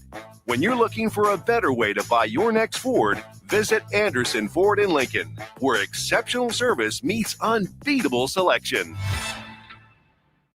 This is Lincoln's home for sports talk on the FM dial. Also online at theticketfm.com. On the internet. KNTK FM Firth, 93.7 The Ticket. Nebraska volleyball just wrapped up another match. Join former Husker Mandy Monson as she breaks down the game from the hard swings and perfect sets to the diving digs and precision passing. 93.7 The Ticket's post-game coverage of Nebraska volleyball starts now. That's right. It is still an after party on 2 fronts. A very successful day in Nebraska athletics. 38-27, Nebraska football takes down Michigan State at home. On the road, though, Nebraska volleyball sweeps Rutgers. Huskers end up outscoring Rutgers, final score of 75-48, if you want to tabulate it like that. Either way, 25-17, 25-15, and 25-16, the final score for Nebraska over Rutgers. Welcome into Nebraska volleyball post game. I am not Mandy Monson. She's sitting over there on the left. Everybody. Mandy, welcome back into the studio. Thank you. How are you? I'm amazing. I have literally had a full day of volleyball. Excellent. So my day of volleyball, guys, started at 8 a.m. at Lincoln Northeast. And I watched high school volleyball, which was phenomenal today. Like the volleyball that I watched today at the high school level was so very, very good. My daughter plays for Lincoln Southeast. They played matches against Waverly, North Star, and Pius. And what I really just was so happy to see so much great volleyball at the high school level. And then we come to the match tonight at Rutgers in New Jersey. And the volleyball was great, right? I mean, Rutgers is not rated. You're not really sure what they're going to, come out looking like. Mm-hmm. And the Huskers came out very strong. It maybe took them a little bit to get going because they came out with a different lineup, but man, we played really, really well. And it was just like hats off to a day of volleyball, but also hats off to Husker. Huskerland is like feeling amazing right now. Football team, great. Volleyball team just really performed well. It was so fun to see so many players play. So what a great day. I'm so glad to be back in the studio. Lots to get to over the course of the next hour. I think DP will hop in at some point here. Before we get into Nebraska Rutgers specifically, let's go a little big picture here. We know speed of the game, physicality is going to change from high school to college. Yes. In terms of the mental adjustment, in terms of the plays, what's maybe the biggest adjustment for a high school player looking to take the leap into the college ranks? And what makes freshmen at Nebraska so successful that they are able to go from the high school ranks to the college ranks and make an impact immediately? Yeah, I mean, so here's the whole, Tanya actually talked about this last night. So Tanya Tauki-Dorn, the whole, evolution of volleyball and just the evolution of the sport. The sport is getting faster. The sport is getting better at every level. And what was really fun to see at the high school level today was each team had very strong players. And we're talking about, consistent passing to blocking to really hard driven balls in high school. But yeah, I mean, when you go from anytime you go up, it really is the speed of the game. And then what you see at the college level and just from the competition level, and a difference between, maybe what we saw last night against Penn State, where Penn State just they struggled and we completely dominated them. But, I thought Rutgers played much more competitive. And I think what allows a freshman to come in like Manaya Obeche is just, it starts at the club level. So you have kids that are starting. I've talked about this before. You have kids that are starting at 7, right? They're taking classes. And then you have a great USA volleyball program, right? So Manaya Obeche, played on the under, 19 program. We have a former teammate, Lisa Reitzma Rautenberg. Her daughter played on the under 19 program. She's a sophomore at Milford. So, I mean, I just think with the sport and with the popularity and what USA Volleyball has done, that's what allows people to transition from high school as a freshman, come in and, do really, really well. And I mean, let's give Nebraska their props and Danny her props for not training a freshman like they're a freshman. I mean, I think that's what you see with this Husker team. Yeah, the standard's the standard, no matter what age you are. Listen, you're at Nebraska because you're one of the best players in the country. Doesn't matter what age you are. Now, there's a natural maturity from a player from obviously freshman to senior. You watch that as players, move through the program. But yeah, I just think, especially when you're at Nebraska, when you're at a Big Ten school, right? I mean, a freshman can come in and be dominant and, do very well. They're great players. So their age is, I don't know that it makes that much of a difference. Nebraska kind of treated Penn State like a high school team last night. Wow. Well, obviously, yes. We'll get to Rutgers. We've seen Nebraska go to Rec Hall and sweep before. Yeah. Not like that. Penn State gets the match's first 2 points, and Nebraska rattled off a 25-4 run to end the first set and then continues that domination throughout. How do you wrap your mind around what happened last night, first of all, in Happy Valley? Yeah, so I didn't get to watch the game because I was actually in the high school gym last night watching, Friday night. But you hear about it. You hear the rumbling. I watched the highlights. And I think what you see from just what that program is going through stuff right now, right? Whatever it is, their setter, Izzy Stark. She is taking a break. She's moving away from the program. And so I think what you saw last night is when you are playing at that high of a level that you remove the starting setter and you put in a setter that hasn't played. That's where the speed of the game, right? And they didn't they did not receive the ball well. They didn't control the ball well on defense when they were digging it. And so I think we just very much overpowered them. And here's what was great to see about that is that Nebraska, they put their foot on the gas and they didn't take it off. And of course they have some motivation, right?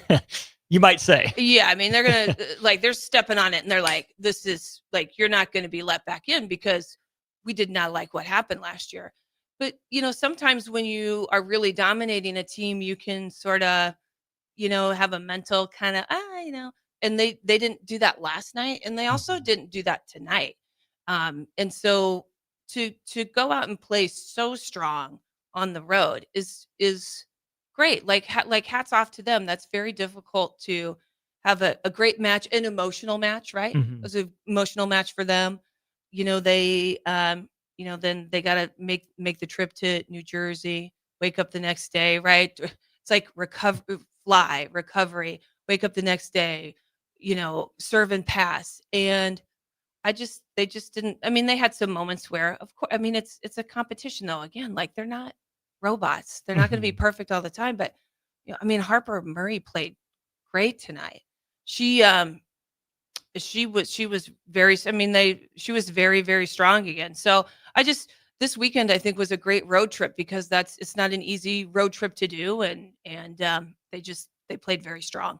You mentioned the lineup changes for Nebraska. Let's get into tonight's match again. Nebraska volleyball sweeps Rutgers 25-17, 15, and 16. No Becca Alec. She's out tonight. Manaya Ogbeche gets some reps in place of her. Big night for Skylar Pierce with 6 kills, a couple digs as well with no Taylor Landfair on that side. I heard you and GP talking about this a little bit, and I think it's a big point, especially if we just get done talking about Penn State, losing their starting setter. I mean, All-American caliber player in Izzy Stark. But you did see a lot of reps from Campbell Flynn today, not just Bergen Riley. Nebraska's depth is such that on the heels of a long road trip, going out east into obviously hostile territory at Penn State and certainly unfamiliar kind of trap game, quote unquote, territory against Rutgers. Right. Nebraska doesn't feel like it has to push Becca Alec and Taylor Landfair, some key players, to the brink early in conference play. Nebraska's depth is such that, hey, look, we can give these young players a chance, and you barely notice a drop off if you notice any at all. Yeah. I mean, it's a combination of, I think, again, Danny gets to decide when she wants to use the assets that she has. And so, I mean, the benefit of having such a deep bench is you can use them. And to be able to rest Rebecca Alec, who had a great match last night. They're going to play Washington on Friday. That's going to be, I guess, a later match. To be able to rest them, to be able to rest Landfair. Landfair played I mean, I saw her on the clips against Penn State. She played very well. Why not? Because it's, again, at some point, maybe someone is not going to be clicking. And so you want to be able to put someone out on the court that's had the reps, that's had the experience, that's had, quite frankly, the adrenaline rush and had to deal with their own nervous system of being on the court and being with the team. I mean, what I think is just even, like, it's all impressive, but when you think about the role of the setter, right? We talked about Penn State and how their second setter is a big drop off compared to what Izzy Stark is, and that obviously makes a difference on a team, right? I mean, Campbell Flynn came in and she had an attack that I was like, whoa! Again, Campbell Flynn, an attack. Campbell Flynn, the backup setter, and it was an attack. It was not a dump, you guys. Right? It was an attack. And I think what Danny has is, she doesn't have just a national championship team. She has national championship teams. Therefore, it would almost be a waste to not play some of those players at times when you can play them, right? Because you're developing for this year to win a national championship and to, have this team gel how it needs to gel. But you're also developing players for years to come. And she has such a strong bench and the depth. So, why not do it? Let's start with Manaya Ogbeche. Yep. Another strong game for her. Yes. You mentioned she led Nebraska with 8 blocks all on her own. Yes. What went into such a successful night in the stat sheet for the freshman middle blocker? Well, I mean, we passed fairly well again. We got pulled off the net, a little bit, but I felt like they cleaned that up by games 2 and 3. Maybe it was I guess when I think about set 3, there was maybe a little bit more kind of back and forth. Rutgers tried to hang in there. But yeah, I mean, I think it starts with the pass. Lainey was the libero for this match. She did a great job. And so it starts with the pass. And again, our Bergen did a very nice job when she was in. And then when Campbell came in, there wasn't a drop off. And I think Manaya is technically a great middle. She's technically a very good blocker, and she really gets off the floor fast. So, she and the setters just had a very good connection tonight. And I think it also helps that she started and played against Wright State. So, she's had some experience too. So she had a great match, and hats off to her and hats off to everybody that, led to her ability to be able to do that. What does set her up to have such a successful night on the defensive end, right? You see 8 blocks. Is that her just right place, right time? Or where does that start? No, I think it's their I think it's their training. I mean, they literally, you're talking about the best team in the country is training against each other every day. Sure. So, I mean, I think Danny does a great job of technically training players. I think she does a great job of physically and in gameplay training players, which then allows a player to come in that typically doesn't start. And it's not like this big deal for that watch player. out, watch my out. God, We're on I'm alert. started. Yeah, what am I going to do now? No, I mean, for them, I think that's just who the lineup is for this match. Does that make sense? Yeah, it does. Yeah. How much does Nebraska serve go into Mania Ogbeche with 8 blocks? Did Nebraska serve tough enough to put Rutgers in bad position that made it her life easier? Yes, thanks for leading me there. I appreciate that. So yeah, of course. Like, I mean, we serve the ball tough, and I'm trying.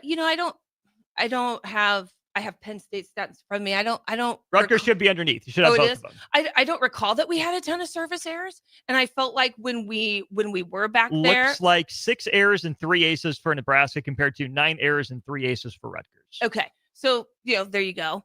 But yeah, I mean, I think we served it tough. I mean, so yes, of course that makes a difference. But I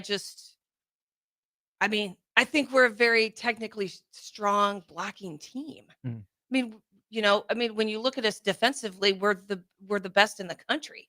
So what sets her up to do that? I don't know. She's the best in the country. Nebraska on the day, 14 blocks for the Huskers, 8 of them from Mania Ogbeche. When you think about the defense too, at least from this side of things, I think about the black shorts, right? I hear about the black shirts in football, but Nebraska volleyball in the black shorts. Yeah. Eventually, you think that gets in teams' heads to some degree, especially a team like Rutgers that knows that it's overmatched, that's outgunned. You look at what Rutgers hit, .061 for the day, 26 attack errors on 32 kills. When you see a team has 26 attack errors in 3 sets, what does that tell you is maybe going through the minds of the offense, and what does it say about the defense that they're hitting against? Well, yeah, I think it gets in their heads. I mean, they although I do think for Rutgers being the team and the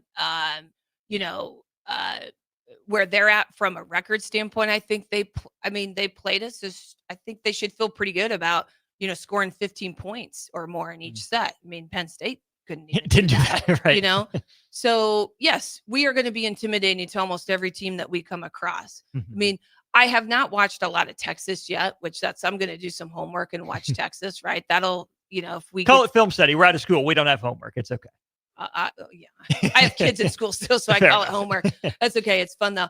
But I think any team that plays this is going to be intimidating. And the other thing too, when you think about when teams play us and there's matches, so at the Jersey Mike's, arena that they played in, right? That was a record at Jersey Mike's. It was actually a record in the state of New Jersey for the largest attended volleyball match. Look at Nebraska volleyball setting attendance records again. Shocker. So, right. And so we're used to that. I don't know that they're used to that, but I think that makes a difference too, because when we go play somewhere, we're setting records. But for us, that's we play in front of that every match. So I think that there's a combination of the physicality, the speed of play is intimidating. And then you have the fan piece. And I thought the fans were so great tonight during the match. You could hear them. I mean, I was watching the match on BTN Plus, and it was just really, really fun. I mean, I just thought, wow, that would be such a cool atmosphere to be in, to be able to watch that match. And I think it's probably exciting in some ways for those teams when they play us, but it's also right. They have to kind of settle into what that atmosphere is like, because that's not what they're used to. When you see 26 errors as well, especially against a team like Nebraska, do you think that was Rutgers being too aggressive with their attacks or being too passive? I definitely wasn't too passive. Okay. I didn't think they played passive, which you can't play passive against Nebraska. Right. If you play passive against Nebraska, you're going to get your head taken off at some point. So I mean, I thought the transfer from Missouri played actually, pretty tough. I thought, they just, a lot of times they were swinging big and blew it out, or, put it into the block. But I guess I didn't really feel like Rutgers didn't play to their potential. I just think that's just our caliber compared to their caliber. Makes sense. Yeah. Let's go to our Starter Heyman Jewelers text line, 402-464-5685. Want to be a part of the show with comments or questions? Please, all night long, we are here to take your comments or questions. Mandy, 4491 wants to know, when was the last time Nebraska volleyball looked this dominant? I know it's early, but sheesh. That's the text. I don't know if they've ever looked this dominant. That's a big statement to say. And I'm sure there's going to be plenty of people that are going to say this and this and this. And I totally am happy to have that conversation. But I think this is the most dominant from an all-around perspective. I think we're deep at every position. We can score at every position.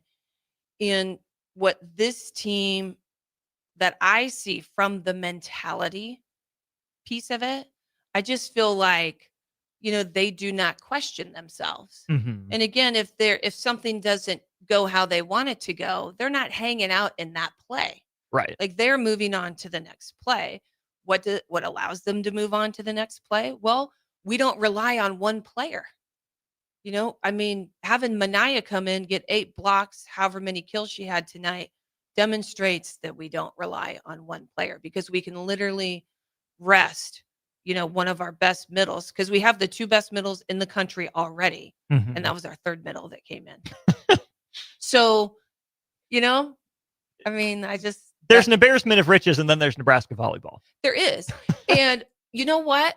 I'm here for it. Mm-hmm. Like, I remember when, Penn State went through an era like that. Yeah. They won, 4 championships in a row. Right before Nebraska came into the conference, kind of in that area. And it was just like, my God, like, how can they continue to, put together a team like this? Mm-hmm. And when you think about, great, not just great teams, but teams that just dominate, there's physicality to it. And there's also just that mental presence and that, confidence in their competence and their ability to perform.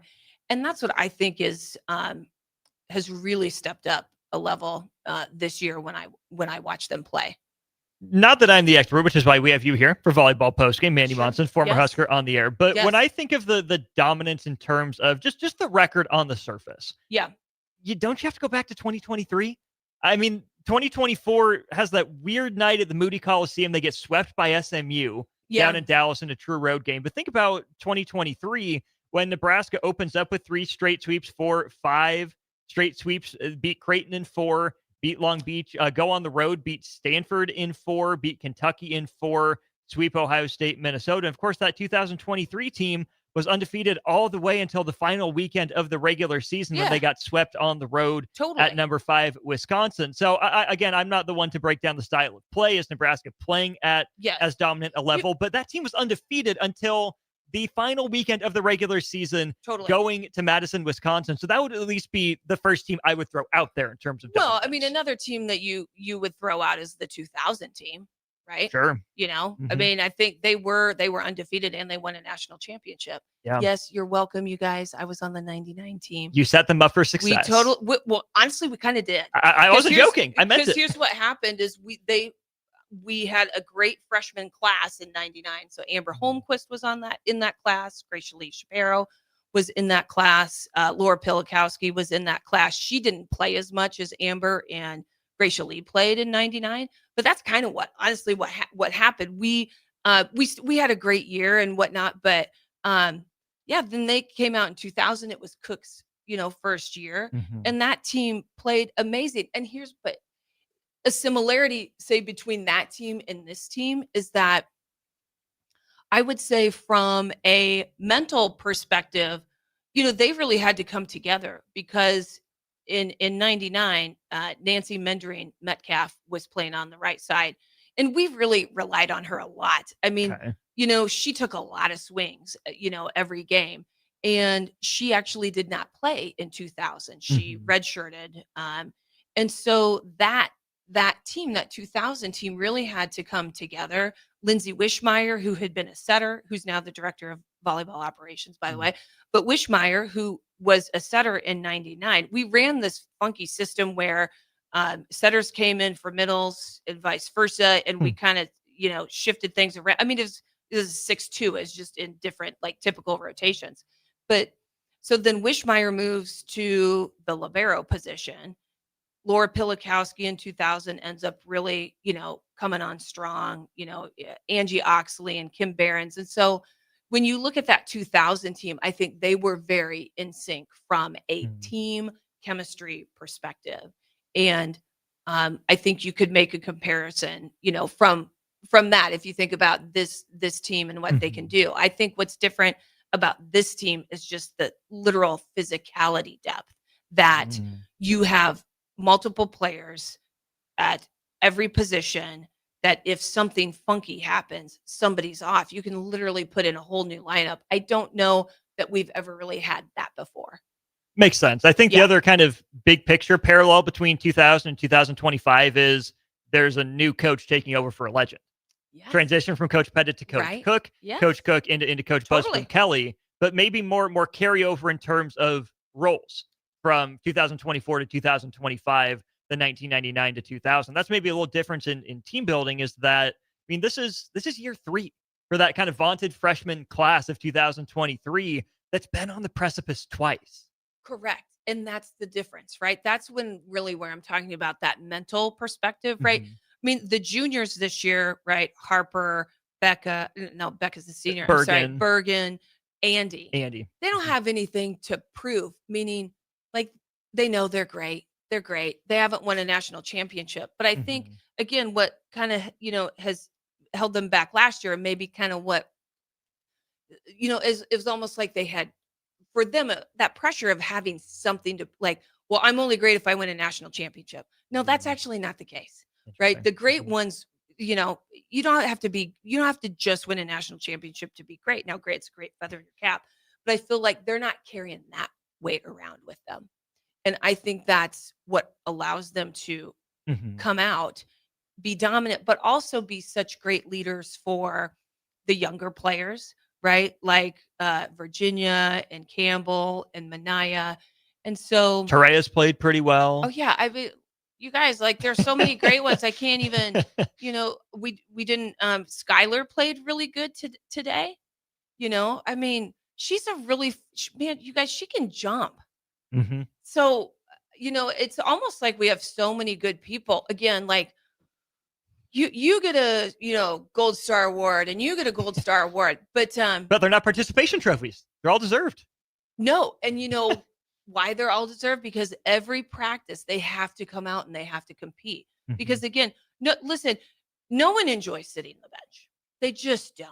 When you want to compete, you want to be out there.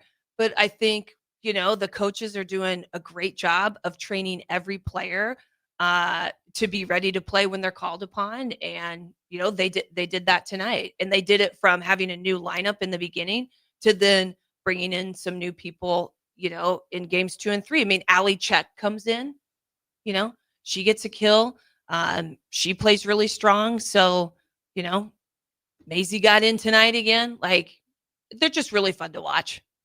That's former Husker Mandy Monson. I'm Austin Norman. This is the Husker After Party, football and volleyball edition. Great day in Huskerland. Football wraps up a 38-27 win in the fourth quarter. Nebraska volleyball never in doubt, a 3-0 sweep over Rutgers. We'll be back. More After Party volleyball postgame after this on 93.7 The Ticket.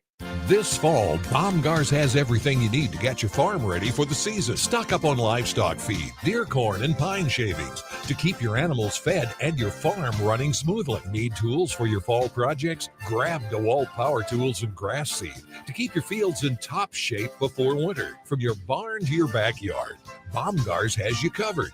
Get ready for the season with everything you need to finish those fall fix-ups. Baumgars, field, farm, and fall fix-ups.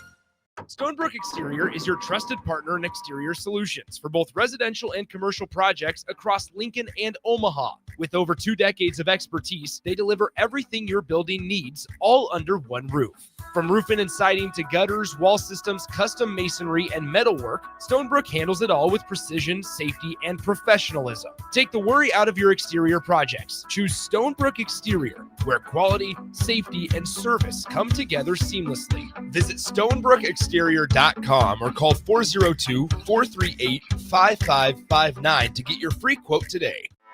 Anderson Ford in Lincoln has 2 convenient locations, which means 2 times the customer service, 2 times the inventory, and 2 times the ability to get you in the car of your dreams. Whether you visit us on the north side or the south side, you'll find more selection and a team that's always on your side. When you're looking for a better way to buy your next Ford, visit Anderson Ford in Lincoln, where exceptional service meets unbeatable selection. I can't believe I just scratched that car. Find my insurance card. Dude, what do you have in this glove box? Ew, are these socks dirty? Oh, forget about the socks. I need my insurance card. Just pull it up on the State Farm mobile app. But I can do that? Oh, hey, I can do that. Yep, it's called service. I can file a claim on here too? Yeah, it's called service. Whoa, I can call my agent too? It's called service. Call your local State Farm agent, Vinny Krikak, today at 402-474-1173. Husker fans know when you work together, great things happen. At Cornhusker Bank, they're more than your financial partner. With 5 locations in Lincoln and 1 in Omaha, they're your neighbors, your teammates, and your biggest fans. Whether you're saving for your first home, planning your future, or growing your business, they're right here in Nebraska to help you move forward together. Visit cornhusker.bank to learn more. Cornhusker Bank, member FDIC. Doing life together. Things that impair you come in many different shapes and sizes. Some are the shape of beer and liquor bottles. Others look like cigarettes but aren't cigarettes at all. These are the things we know impair us, the things our parents warned us about. What we're not always aware of is our new prescription, or the over-the-counter medicine we picked up just for allergies or a bad cold. See, it doesn't just matter how much of a substance you take. If you are impaired, driving is deceptively dangerous. Don't drive impaired. Paid for by the NDOT Highway Safety Office. Schaefer's is celebrating its 79th anniversary with special rebates, financing, savings, and free delivery store-wide. Update your home with innovative Samsung appliances and save up to an additional $900 with rebates. Samsung Innovation saves you energy and time with easy-to-connect appliance technology. Plus, during Schaefer's anniversary, get free delivery on your appliance purchase. So hurry in during Schaefer's 79th anniversary event, going on now. This is Rick Heyman with Sartor Heyman Jewelers.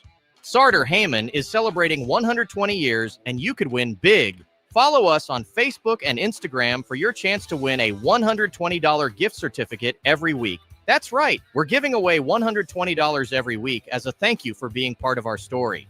Don't miss your chance to treat yourself. Follow Sartor Heyman Jewelers today. Celebrating 120 years. Sartor Heyman, when only the best will do. Sometimes good people make mistakes. When you find yourself in need of an attorney, call Liberty Law Group. The attorneys at Liberty Law Group will defend you in court and protect your freedom to get you the best possible outcome and the justice you deserve. Trust your freedom to Liberty Law Group, the best criminal attorneys in Nebraska and Iowa. Call them today at 877-404-5238. That's 877-404-5238. Or check them out online at libertylawgroup.com. At Jimmy John's, we don't make sandwiches. We make the sandwich of sandwiches. We use fresh veggies because we don't hate salads. We just feel bad for them. We make our sandwiches exactly how you want because you're the one who's eating it. And we bake bread all day, every day because stale bread isn't bread. It's croutons. Sandwich history is written by the victors. Good thing we have legible handwriting. Jimmy John's, the sandwich of sandwiches.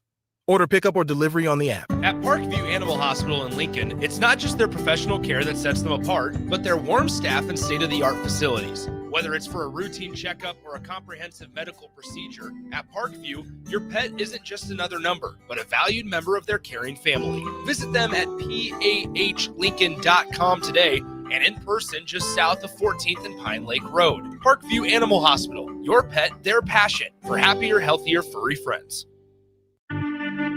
Back to Nebraska Volleyball Postgame on 93.7 The Ticket. Here is your host, former Nebraska outside hitter, Mandy Monson. Rolling right along through the after party, the block party, you might call it. Nebraska 14 blocks led by 8 from Manai Ogbeche. Breaking down Nebraska and Rutgers. Former Husker Mandy Monson. I'm Moss Norman, DP in the building now as well. Mandy, let's put a little more of a spotlight on tonight's match, Nebraska and Rutgers. What was it that stood out to you that we haven't mentioned yet? What stood out that we haven't mentioned yet?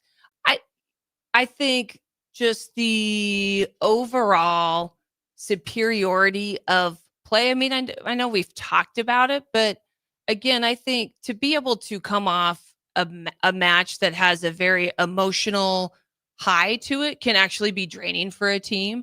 And, they did not drop off whatsoever against Rutgers. And the atmosphere was really great tonight. And so I think for the Huskers to just honestly continue to build on what they're doing. That's the other thing too. This team is just getting better every match.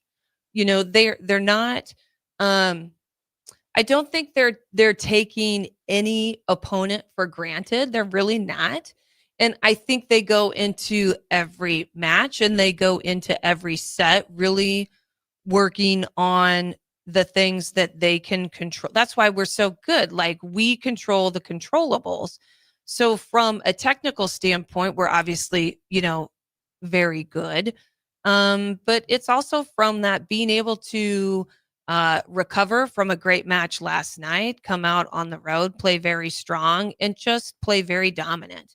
And we are, again, just really getting into the Big Ten conference play. So I think every match that we have where we get better at the game of volleyball is what we need to do, because, the target is winning the national championship, and we're doing everything that we need to do right now from a coaching perspective and from a player perspective to put us in a great position to do that. What are some of those aspects of Nebraska's performance that you're watching on a night-to-night basis to tell you that this team is locked in and not taking its opponents for because granted? They don't drop off when people from the bench come in. They are not. They're not messing around. I think it's also from a presence standpoint, right? I mean, they totally have fun, and they have like Harper and Laney have like their thing that they do, but before they start the match. But Harper just has such a great presence on the floor. Again, like, I think it's really been fun to see her mature into that player that is just kind of stoic. I think she's stoic. Like, I think Harper's stoic. I think Andy's majestic. I mean, I don't know, man. That woman can jump so far out of the gym. And I mean, we really put some heat on the ball tonight too. And so then you add in Manaya, who's the third middle.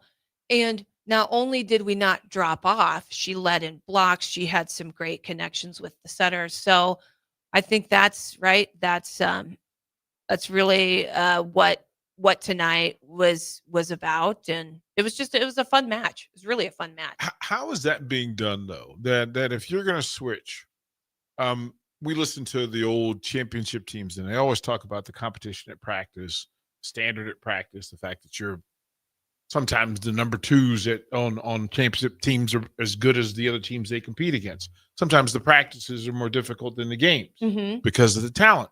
But how are they meshing playing style when you bring an entirely different front? Same decision making? Is it familiarity because of practice? What is it?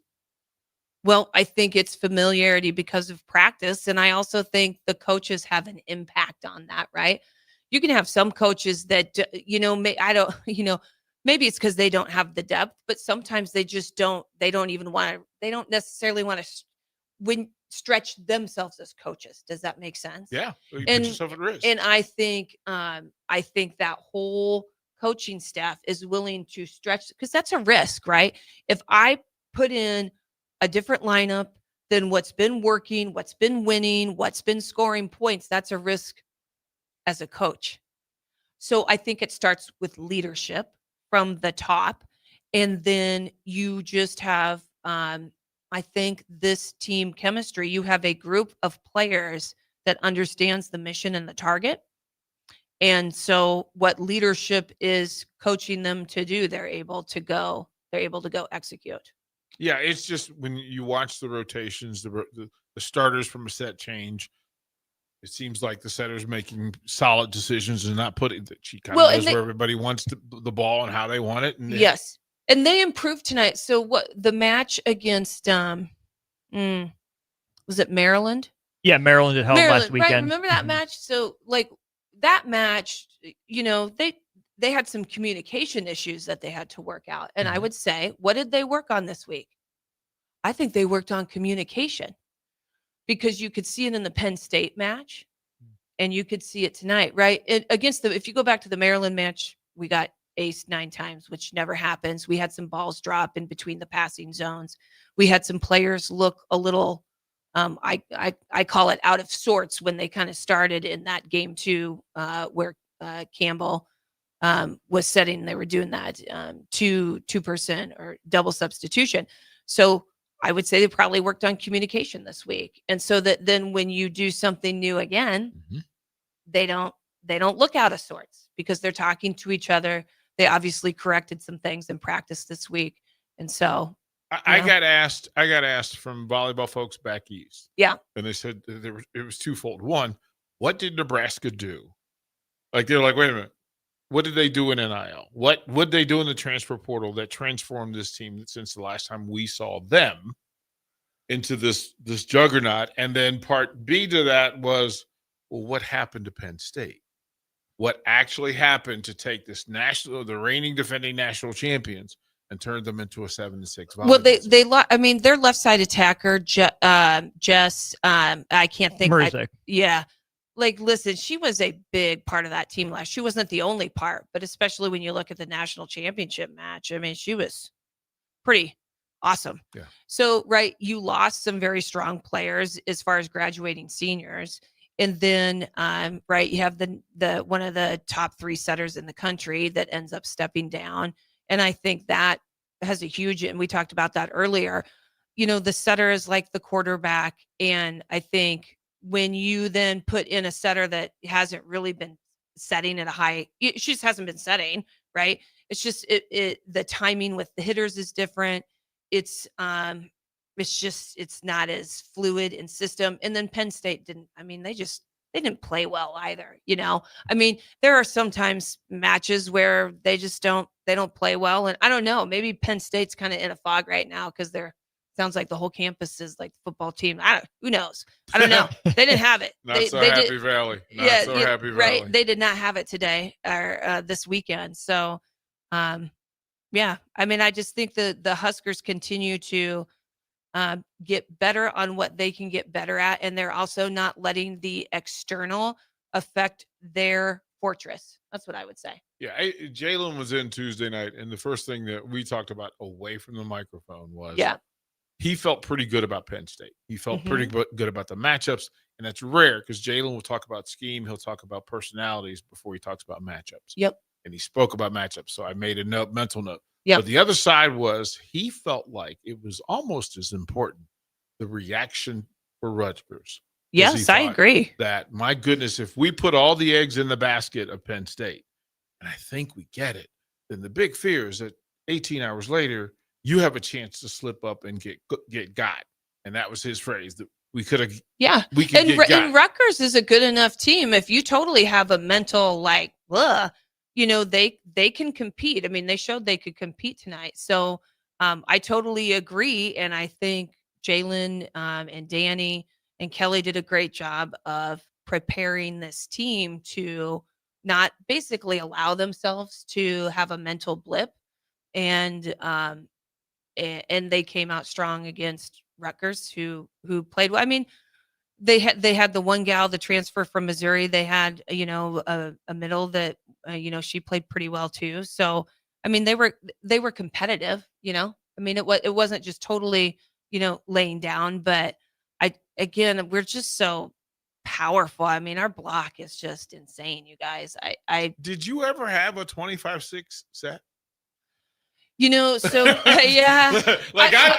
Listen. The equivalent that I experienced is that, so we played in the Big 12, and Iowa State, when I played, was not a very strong team. I think we maybe beat Iowa State one set 15-1 or 2. Woo. Yeah. Before rally scoring. That was before rally scoring. Mm-hmm. Yeah. But I haven't seen anything like what they did last night in a while. I'm sending the text out and going, listen, as a coach and as a player, you could dream of the perfect set. And I don't know that you can dream of the reigning defending national champions going down 25-6 in a set. No. And Penn State didn't pass well. Like Rebecca Alec got 3 gifts from the volleyball gods last night in the form of overpasses that she just absolutely annihilated, right? So it's like you kind of have a combination of the Huskers played awesome, Penn State didn't play great, and now they're just, it's tough for them to compete against Nebraska when they have the offense that they have with the I think, mainly the setter that they have. Not saying that she's not, it just is what it is for them right now. And they're going to have to work through that. And they're going to have to figure out, okay, how do we use now the players that we have in order to compete at a level that we are typically used to? We'll go to break there. We'll be back with more on Nebraska Husker After Party. 2 good games for Nebraska today. We're talking volleyball. Former Husker Mandy Monson in the studio with DP. I'm Austin Norman. More after this on The Ticket. It's the best time of the year to order a new John Deere self-propelled windrower from Landmark Implement during the early order program. Hay harvest is a race against time. Order a new John Deere self-propelled windrower to harvest your hay quickly and efficiently while promoting quick dry down for quality hay. Now is the time to lock in the best price of the year. Contact your local Landmark location for full details on a new self-propelled windrower and experience the Landmark difference. Things that impair you come in many different shapes and sizes. Some are the shape of beer and liquor bottles. Others look like cigarettes but aren't cigarettes at all. These are the things we know impair us, the things our parents warned us about. What we're not always aware of is our new prescription, or the over-the-counter medicine we picked up just for allergies or a bad cold. See, it doesn't just matter how much of a substance you take. If you are impaired, driving is deceptively dangerous. Don't drive impaired. Paid for by the NDOT Highway Safety Office. At Parkview Animal Hospital in Lincoln, it's not just their professional care that sets them apart, but their warm staff and state-of-the-art facilities. Whether it's for a routine checkup or a comprehensive medical procedure, at Parkview, your pet isn't just another number, but a valued member of their caring family. Visit them at pahlincoln.com today and in person just south of 14th and Pine Lake Road. Parkview Animal Hospital, your pet, their passion for happier, healthier, furry friends. Sometimes good people make mistakes. When you find yourself in need of an attorney, call Liberty Law Group. The attorneys at Liberty Law Group will defend you in court and protect your freedom to get you the best possible outcome and the justice you deserve. Trust your freedom to Liberty Law Group, the best criminal attorneys in Nebraska and Iowa. Call them today at 877-404-5238. That's 877-404-5238. Or check them out online at libertylawgroup.com. At Jimmy John's, we don't make sandwiches. We make the sandwich of sandwiches. We use fresh veggies because we don't hate salads. We just feel bad for them. We make our sandwiches exactly how you want because you're the one who's eating it. And we bake bread all day, every day because stale bread isn't bread. It's croutons. Sandwich history is written by the victors. Good thing we have legible handwriting. Jimmy John's, the sandwich of sandwiches. Order pickup or delivery on the app. Nebraska fans, it's game day in downtown Lincoln. Big Ten Sports Bar is your ultimate spot to catch Nebraska football and volleyball with every game on, every screen, all day long. Today, they're bringing the party with Sidetrack Band the entire day, and Tim Zach takes over tonight. Doors open bright and early at 9 a.m. Grab breakfast, stay for the game, and keep the night going with full kitchen open until midnight. Big Ten Sports Bar, downtown Lincoln's home for Nebraska sports, bands, good food, and drinks. Hey there, this is Paul Scheel, owner of High Electric. I want to thank our friends and loyal customers and introduce High Electric to those looking for a new electrician. We've been serving the Lincoln and Omaha area for over 30 years, from design to install, upgrades and repair. If you are a homeowner or a small business needing some electrical work, call us at 402-466-6606 or check us out at hyelectric.com. We look forward to hearing from you. Anderson Ford in Lincoln has 2 convenient locations, which means 2 times the customer service, 2 times the inventory, and 2 times the ability to get you in the car of your dreams. Whether you visit us on the north side or the south side, you'll find more selection and a team that's always on your side. When you're looking for a better way to buy your next Ford, visit Anderson Ford in Lincoln, where exceptional service meets unbeatable selection. I'm Kirk Herbstreit, and today I'm eating Raising Cane's. Herbstreit's in the drive-thru again. Oh, hey, Kirk. What can I get you today? I want a solid bench of 4 chicken fingers that are real difference makers. Sprinkle cut fries with dynamic ridge patterns, Texas toast, and cane sauce with an air of smugness that comes from knowing you're the best. Now back to you, Todd. So the usual. Make Raising Cane's part of your game day lineup. One love. Husker fans know when you work together, great things happen. At Cornhusker Bank, they're more than your financial partner. With 5 locations in Lincoln and 1 in Omaha, they're your neighbors, your teammates, and your biggest fans. Whether you're saving for your first home, planning your future, or growing your business, they're right here in Nebraska to help you move forward together. Visit cornhusker.bank to learn more. Cornhusker Bank, member FDIC, doing life together. Back to Nebraska Volleyball Postgame on 93.7 The Ticket.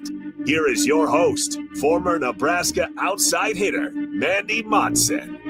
Welcome back in, Husker Volleyball Postgame. Us, Norman DP, and of course, former Husker Mandy Monson in the building, breaking down Nebraska's sweep of the Rutgers Scarlet Knights. Fun conversations off air. We'll certainly bring some of that here to air. But first, we have this from Maximo on YouTube. The football team needs to take some advice from the volleyball team. Need to chase banners and not individual accolades. Mandy, your response to that? I agree. I think that's where this team is at in their maturity level. I think that's what makes them different from last year, 2 years ago, is that like their ultimate goal is to play at the best level they can play at. Okay, what can we get better at this week? And you guys, like, they are just dominating people. I know, you all know that, but it's it's beyond not just winning a national championship. The level of play that they bring. I think that's also why, right? They're selling out, stadiums in New Jersey and setting state records, because you have a phenomenon that's going on with them right now. You just have a massive up-leveling of the sport, and they are very exciting to watch. And so I think the football team can obviously get there. It just, again, it takes reps, and the volleyball team has that reps, and they're just competing in their sport at a level that is at the highest, and they do it that's what we were talking about, right? They're not just doing it in games and matches. They're doing it in practice every single day, because you really have two for sure, right? 2 teams. There's like how many different teams could we put together with the roster at Nebraska? A lot of different teams that would be very, very successful. And let's see, how many teams could we put together? And then what would they rank in the top, 25? That's what's super fun about it. Well, but that's why Penn State had their hands in Nebraska's second team pockets, right? That's how that happens. And that was the jump for them was, you know what, if we can go get some of this talent that exists here. And I think we have to be fair to football in the sense that we know that Nebraska recruits at the highest level in volleyball. Oh, yeah. And it's not close. And it doesn't happen overnight. It's not close. So that when the Gatorade players, plural, of the year all come, or at least consider Nebraska, it changes things. It totally changes things. Yeah. And like, Again, like I'm just looking at it from the observation standpoint, not knowing, all of the ins and outs, but like the football team has been there before. So it's like, right. It's not like we can't get there. But when you look at also like, okay, this team this year compared to what their journey has been, right? I mean, so they do still though have that unfinished business, right? Of winning a national championship. I just think the way that they're going about it this year is different than what they've done in the past. And to get such a strong freshman class, I mean, like you just said, the recruiting, and then, to get Ali Check and to now be able to have Taylor Landfair in a second year. I mean, Coach Cook did a great job of recruiting those players and then, right, using the portal. And, now, with the coaching staff that we have, they're just taking it up another level. It's fantastic. You could literally list the players that did not play tonight and put them in Nebraska's match against half the teams in the Big Ten and feel pretty good about the fact that, you know what, they're going to win and be dominant. And it's to that point that you can't say Nebraska hasn't been tested. Look at the non-con that Nebraska has, and these players still played roles. And you look at just the schedule as an overview. Nebraska passes its next big test on the road at Penn State, survives the trap game against Rutgers. And then as a casual fan, maybe you look ahead, the next quote-unquote big match for Nebraska is going to be Wisconsin. But you don't have the same questions about volleyball as maybe you did about football. Oh, yeah, they look great against Akron. Yeah, they look great against Houston Christian. Right. Did you know this volleyball team has earned the right to be tested in the non-conference and then pass those tests year after year? Correct. If you look at, let's go back a year. Like Lexi Rodriguez, Merritt Beeson, if you took the players, Allie Baton-Horst, if you took players that came through Nebraska and where they were ranked in high school and in the club levels. Oh, yeah. Nebraska has one in football. One. Right. One. And that's the problem. There's a huge universe between Nebraska volleyball and the talent that they're working from and Nebraska football. Yeah, I agree. I agree. I'm with you. And what we're experiencing in Nebraska with Nebraska volleyball is we are the best in the country. We have the best volleyball venue in the country. We have such a strong following from the state aspect. I mean, you have basically the epicenter of volleyball in Lincoln, Nebraska. So, that's what it is, So we're very lucky that way, but I totally agree with you. I'm with you. Yeah. I just want the fans to know that, I wish. Yeah. I wish. There's no other. Bowling might be the only other sport that has that level. Now, softball with Jordy Ball being one, you may have the Twins that put you in the top 10, having 3 in the top 10. But, man, volleyball's low. Yeah, it's loaded. The other thing, though, too, like I was talking with another parent today at the high school volleyball matches. Like, I really feel like with what's happening, though, at the university and in Husker athletics, like we got the win today in football. I feel like we're coming into like another golden era of Husker athletics, right? We have strong basketball teams, strong volleyball, football's doing its thing, got the win today. The bowling, you know what I'm saying? Highest Directors Cup finish in like 30 years for Nebraska last year. So that's what I was just everything comes together. Like, thanks, ladies. But I feel like let's be honest. Thanks, ladies and wrestling. Yes. I know. And men's gym and track was solid.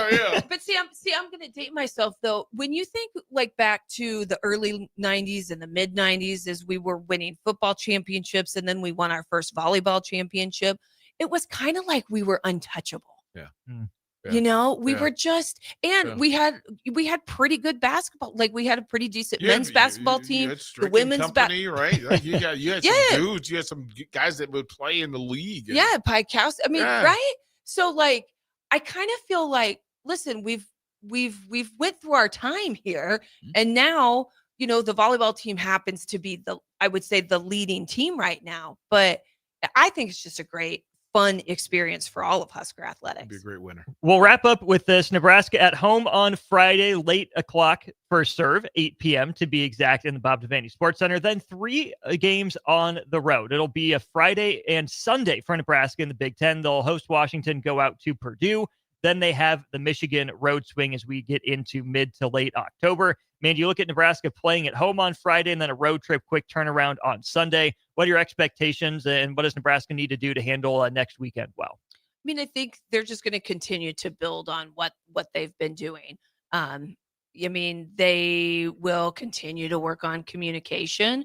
I mean, what I think moves them to the next level is just working on how many options can we have available to us on a pass in system, right? If we get a perfect pass in system, like how many, right? Tanya talked about, right? A pass, being graded anywhere from 1 to 4 options. Mm-hmm. So they're going to continue to work on being able to have 4 options, 3 options, right? Being in system as much as possible. We've been doing a great job of that. There were some times where, it was maybe a little bit messy tonight, but we will continue to, and we need to work on that because as we continue to go through the Big Ten, I mean, I don't have a full scouting report on Washington, but historically they've been a pretty good team. I think we're coming up. There's some history there. There is. Yes, there is. Right. And we kind of got caught like deer in the headlights when we should have beat them one year and then, we didn't. So Pavin would have been, I think, playing at that point. Mm-hmm. So, and then we got Purdue and Purdue's good. Like, listen, we're in the Big Ten. So we just have to continue to keep working on, great passing, distributing the ball, and continuing to be a great defensive team. There you have it. That's former Husker Mandy Monson breaking it down for us on Postgame. Nebraska sweeps Rutgers. Nebraska beats Michigan State. Great day here in Huskerville. Be back to talk more about it tomorrow on Ticket Weekends. DP, who the Commanders got? Oh, I don't even know. It's Chicago. Next Monday night is my first revisit, so I'll be in DC for the rematch with the Bears. There you go. So yeah, there you go. Look forward to that. Plenty of great stuff coming your way on Ticket Weekends tomorrow. For Mandy, for DP, for Nick, for Jay, this is Austin Norman signing off. It's been fun. We'll do it all again tomorrow.